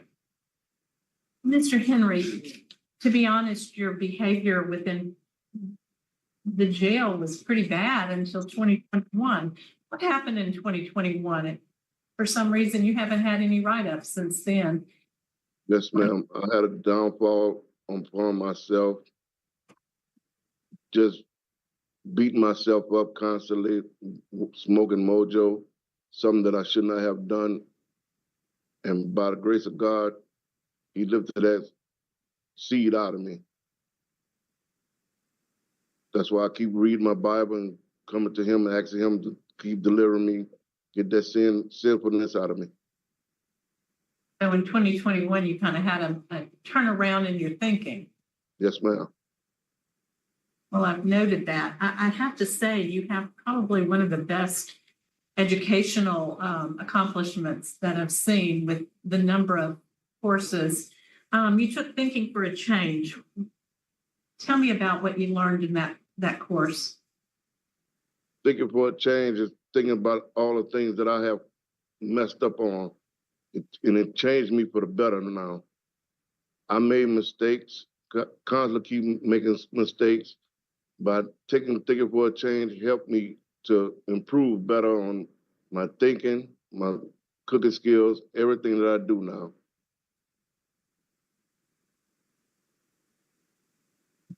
Why didn't you listen to your mama when you lived at home? Hard-headed. She kept you where you straight. Okay, I have no more questions. Okay. All right, you do have, why did you lose good time? What was your good time loss about? I lost good time from intoxication that I was doing, things that I should never have done. Okay. And when did you lose that? I lost that in 2020.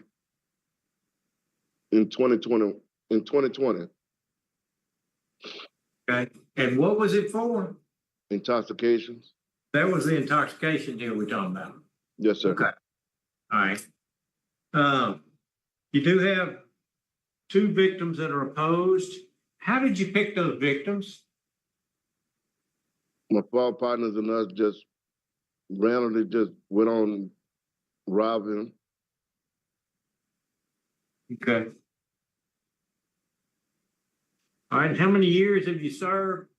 22. And what was your sentence? 30 years. Okay.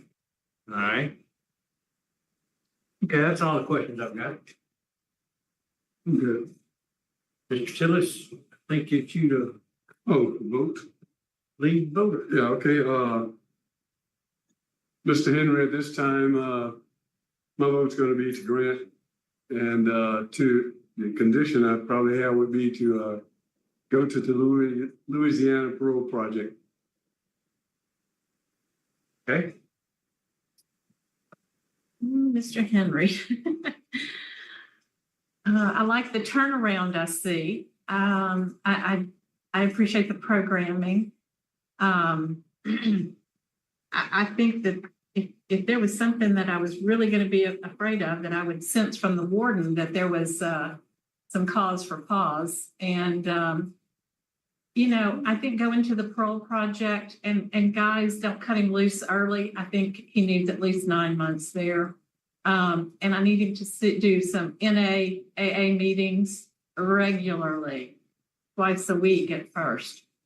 That's my biggest concern. I'm not concerned about public safety unless he's drunk or high. So let's keep him from doing that. My vote today is to grant. Okay. And my vote also will be to grant.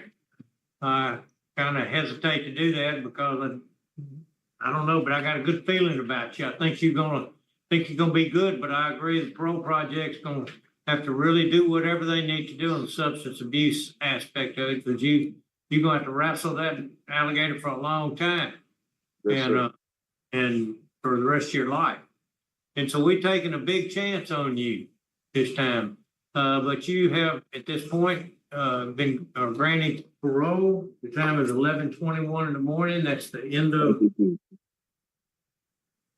Thank you.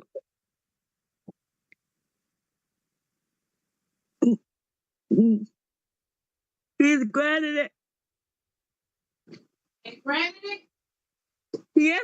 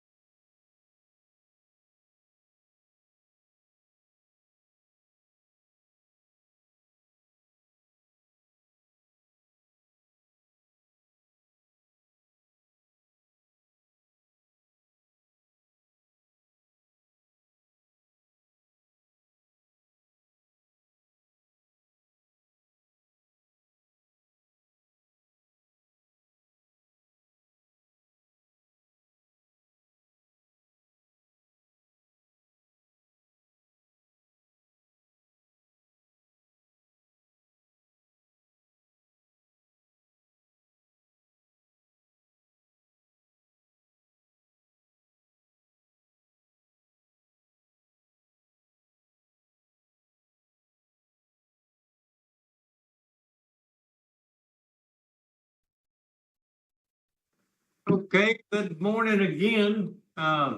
We're at Baton Rouge headquarters, DOC, and we're speaking to the group there at Dixon. And we are speaking in particular to Mr. Gregory Agana. Is that correct? Yes, sir. And what is your DOC number, Mr. Agana? 472065. Okay, and we appreciate Dixon hosting us here. What we're going to do, Mr. Agana, is we're going to hear what you've got to say about the crime and how you've been rehabilitated and why you're asking us to let you out early. And then we're going to hear from the warden about what kind of fellow you've been while you've been in there. And then we're going to ask a few questions and make our decision. Do you understand that? Yes, sir. Okay, this is your show. You tell us what you did, why you're there, and why you think that you're deserving of a vote to let you out. Since I've been here, sir, incarcerated, I thank God for being incarcerated because I'm first of my crime. I'm very remorseful for what I've done. And for being incarcerated, by getting closer to Jesus, I turned my whole life around. And a lot of things I have done in my life, I would never want another man to do again. I would tell him never to go that way. Try not to do it. Okay. From experience, please don't. Yes, but good wisdom. Okay. Warden, what kind of fellow has he been? He hadn't had a write-up since 2013, so he mainly stays out of trouble since then. That's really about it. He has a few classes he's taken, but he stays out of trouble. Okay. Thank you for that. Ms. Ledoux, you want to lead the... Yes, Warden, what I wanted to ask, what is his duty status and job there in the facility? It would. I don't have that. True limited duty. Yeah, his job duty is what they call limited duty. So he really doesn't have a job. It's just kind of and his duty status is, I don't have it in front of me. Gonna be more of he's in a wheelchair, so CLN. CLN, but that's your job, CLN. I don't know a specific diagnosis in front of me. Yeah, because I see that he couldn't work because of his duty status. So will you tell me, Mr. Agana, why are you in a wheelchair?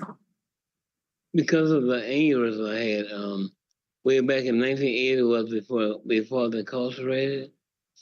And my left side strength came back before my right side. And I walk with a limp. Okay, so this was prior to your offense.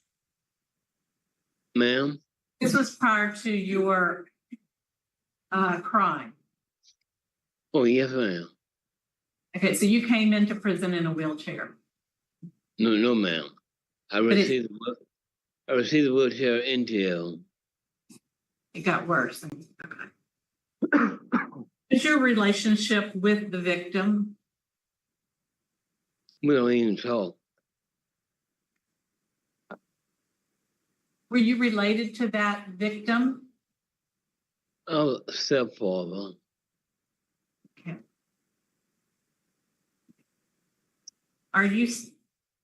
Do you have any contact with the mother of the victim?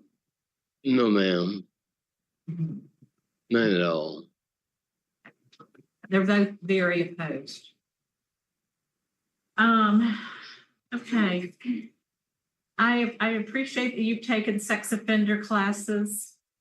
Was your case pled down at all? No, ma'am. So that was your initial charge? So it was aggravated rape that was pled down to forcible? Yes, ma'am. Okay. All right. I don't have any other questions. Where will you live if you were released? With my sister, Patricia Gannon. Where at? Patricia Gannon on Annette Street. What town? In Seven Ward. That's New Orleans? Yes. Okay. I have no questions. Okay. All right. Mr. Johnny, you're going to be released in May of 27. Is that correct? That's your Yes, full-time date? Okay, Yes. and you did take a plea deal. Just to remind you, you were charged with aggravated rape. You took a plea deal because, and the victim was less than 12 years old, and they took a plea deal to forcible rape. And you received a 25-year sentence, correct? Yes. Okay. All right, that's how many questions I've got. Are we prepared to vote? Yes. Okay. So do. Mr. Agana, I appreciate what you've done while incarcerated. However, today my vote is to deny parole based on the opposition from all parties involved and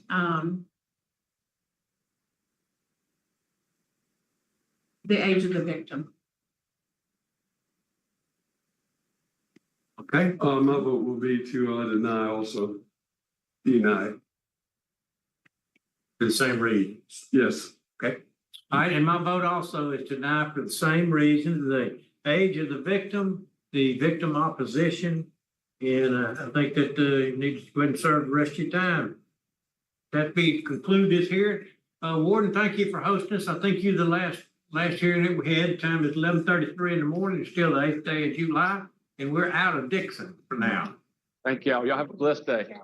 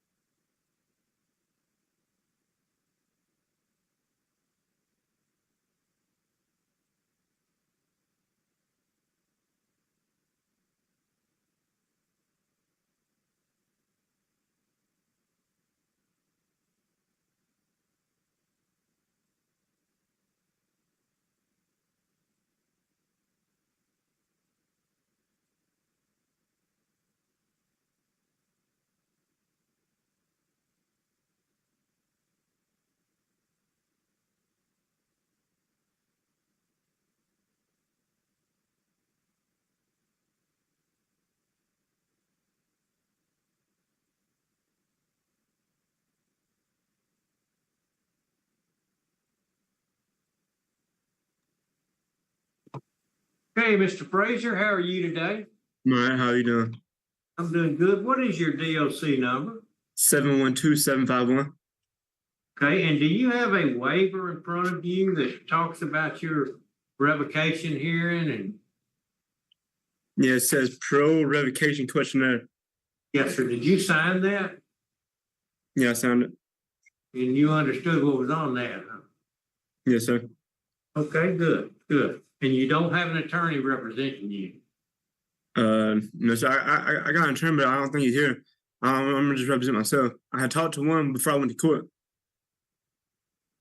Okay, but you represent yourself, and you don't have an appointed counsel. No. Okay. All right, that sounds good. And you are at Nelson Cameron Correctional Center, right? Nelson Coleman Correctional Center. Yes, sir. Who is in this room? Staff, would you introduce yourself, please, whoever's present? It's Deputy Boudreaux, sir, in St. Charles. Okay, Deputy, we appreciate you hosting us, sir. Thank you. You're welcome. Thank you. Okay, Mr. Frazier, I'm going to turn this over to Ms. Ledoux to go over what you're charged with violating and the rules, and she's going to ask you some questions, and then we're going to go back and we'll ask questions too, and then we'll decide if you're to be revoked or if we'll continue on your supervision at this particular time. Ms. Ledoux? Mr. Frazier, it's been alleged that you engaged in criminal activity, which is evident by your arrest December 20th, 2024 by St. Charles Parish Sheriff's Office. You were charged with battery of emergency room personnel, assault of an emergency room personnel, 2 counts. On 5/21/2025, so May, you pled guilty to battery of emergency room personnel and simple assault on emergency room personnel, and also possession of drug paraphernalia, 2 counts. So how do you plead now? I pled guilty to criminal mischief. You plead what? I pled guilty to criminal mischief. Okay.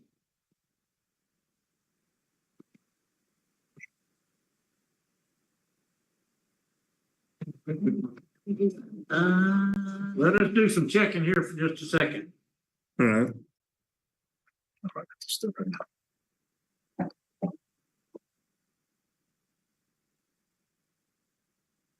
Is it?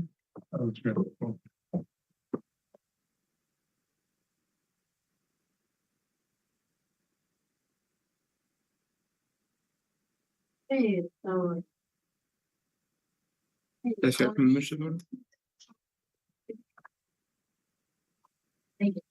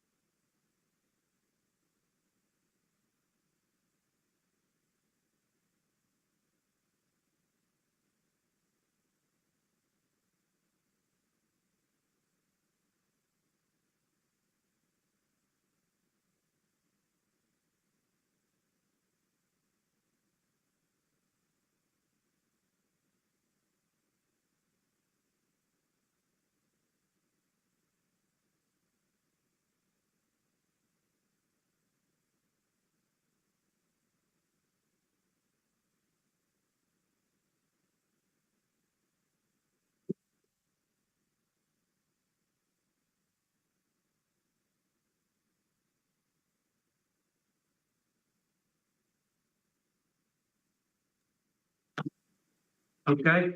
All right, Mr. Frazier, you do have an attorney, and the attorney is present now, I think on Zoom. And so we're going to continue talking to you, and then we'll talk to the attorney. I'd like to go ahead and hear from the attorney. You pled not guilty to the rule that I read out. You said that you pled not guilty. Is that correct? Yeah, I was in jail like 5 months, and before I pled guilty to criminal mischief, they dropped down to criminal mischief. Okay, I don't see that in the sentencing minutes, so I'm going to allow your attorney to shed some light on that, if he will introduce himself also for the record. Good morning. My name is Miles Swanson on behalf of Christopher Frazier. Okay. All right. Do you, Ms. Ledoux has some questions. So, sir, we're trying to ascertain from the sentencing minutes that I'm reading that were provided to us, it says that that Mr. Frazier pled guilty to let's see, battery on emergency room personnel. My understanding, and I didn't represent him in the actual sentencing for that. My understanding is he pled guilty to criminal mischief.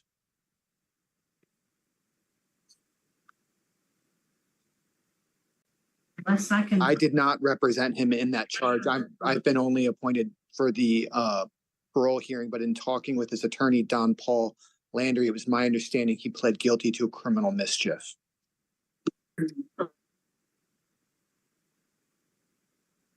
And why is his other attorney not here today? I don't have. I was appointed to represent him just for the parole purposes. As to why his attorney that represented him on that charge, I think he was a public defender that was just appointed for the limited purposes of that charge. Okay. I would ask that the panel consider going into recess so that we can investigate what the action. But you actually pled guilty to criminal mischief. Is that correct? Yes, ma'am. I pled guilty to criminal mischief. I had 5 months in jail. Okay. And you got. I mean, that in and of itself is grounds for revocation because it is criminal conduct. Whether it's a misdemeanor or felony is not of no consequence for us in determining revocation.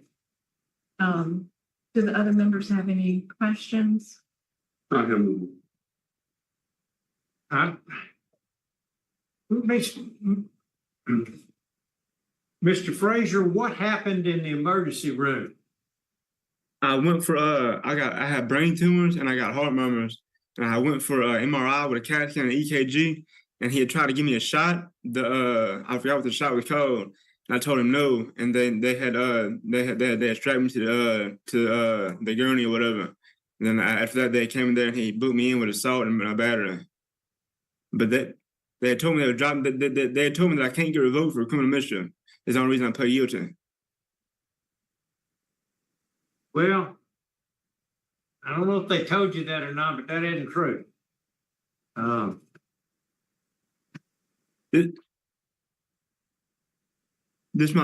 had a paraphernalia charge that I went to rehab for. This is my the second misdemeanor that I've got. If I can, I will say that it was that my appreciation and considering I've known Mr. Frazier for a while and been involved in his representation, he does have some mental health issues, and I would suggest to the parole board that a lot of his conduct is tied into his mental health issues, which is why I was appointed to represent him for this parole purposes. And I think, in being in that hospital, he was clearly having a mental health episode, which he clearly has a history of. Okay, so Mr. Frazier, where were you residing? Where were you living when you were on supervision? Staying in Months, right there by the Place, 101 Churchill Downs Drive. Okay, and did anyone else live there? My dad, he did live there, but he had passed away as soon as I came to jail this time. As soon as I went to the hospital, he had passed away. Okay.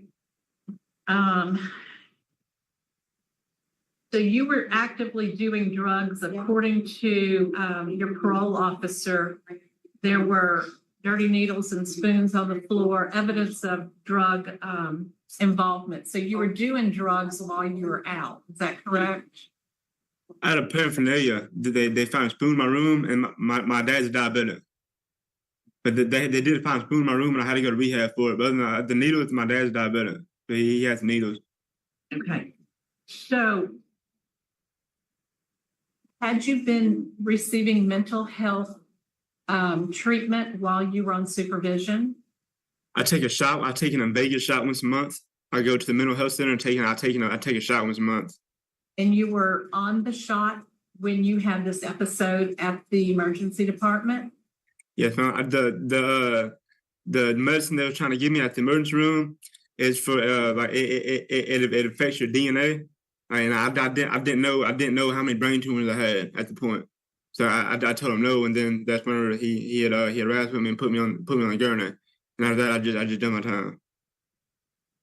Okay. I tried to tell him that I didn't want a shot because I didn't know about my brain tumor. Okay. Let's see. Your expiration date is 2026. So I think my concern is, do you have a stable place to stay? Yes, ma'am. Yes, ma'am. I have a stable place to live. You have a stable place? And do you receive government benefits?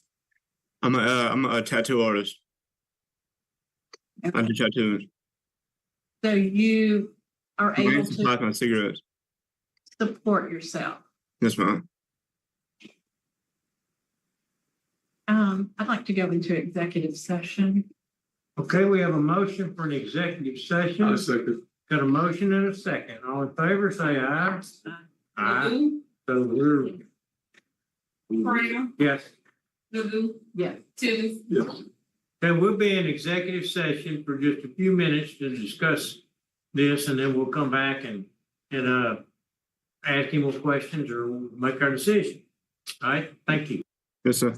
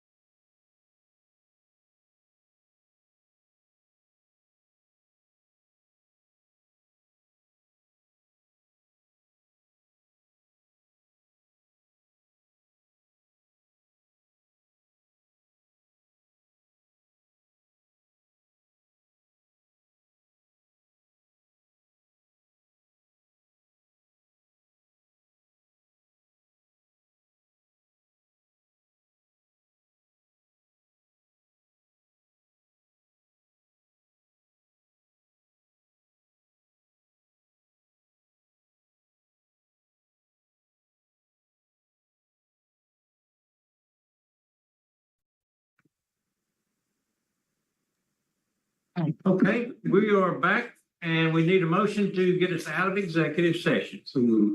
Got a motion and a second to get us out of executive session, go back into regular session. And I guess we need a vote on this. All in favor say aye. Any opposed? Okay, good. There's not. So we're back out of executive session and we are back with you, Mr. Frazier. We had talked about this and I think it's time for a vote. Ms. Ledoux, would you tell us what your vote is? Unless I guess we ought to give the attorney, is there anything else you'd like to say, sir? No, sir.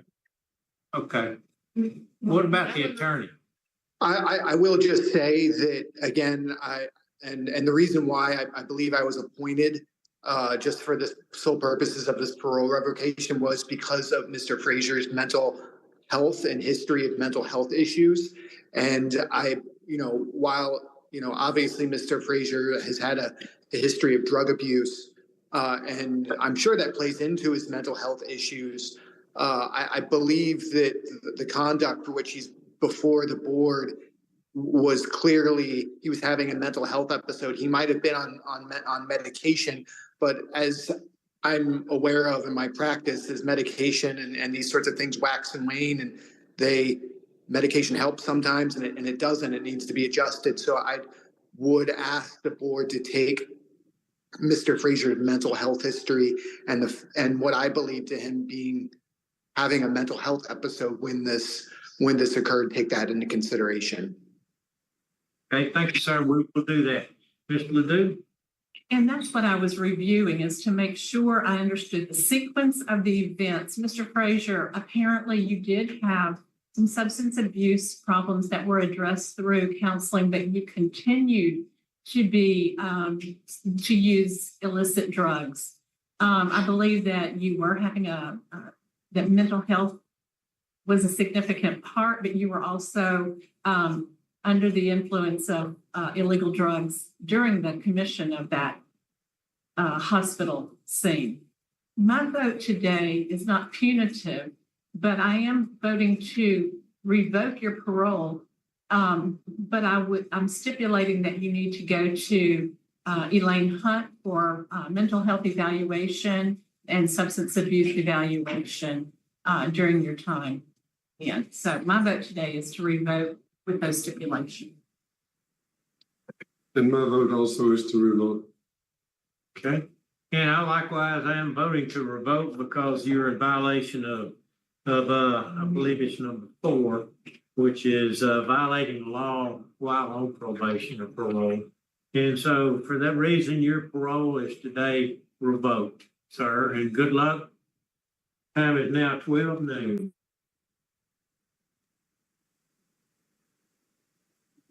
No. Thank you. Just note my objection for the record.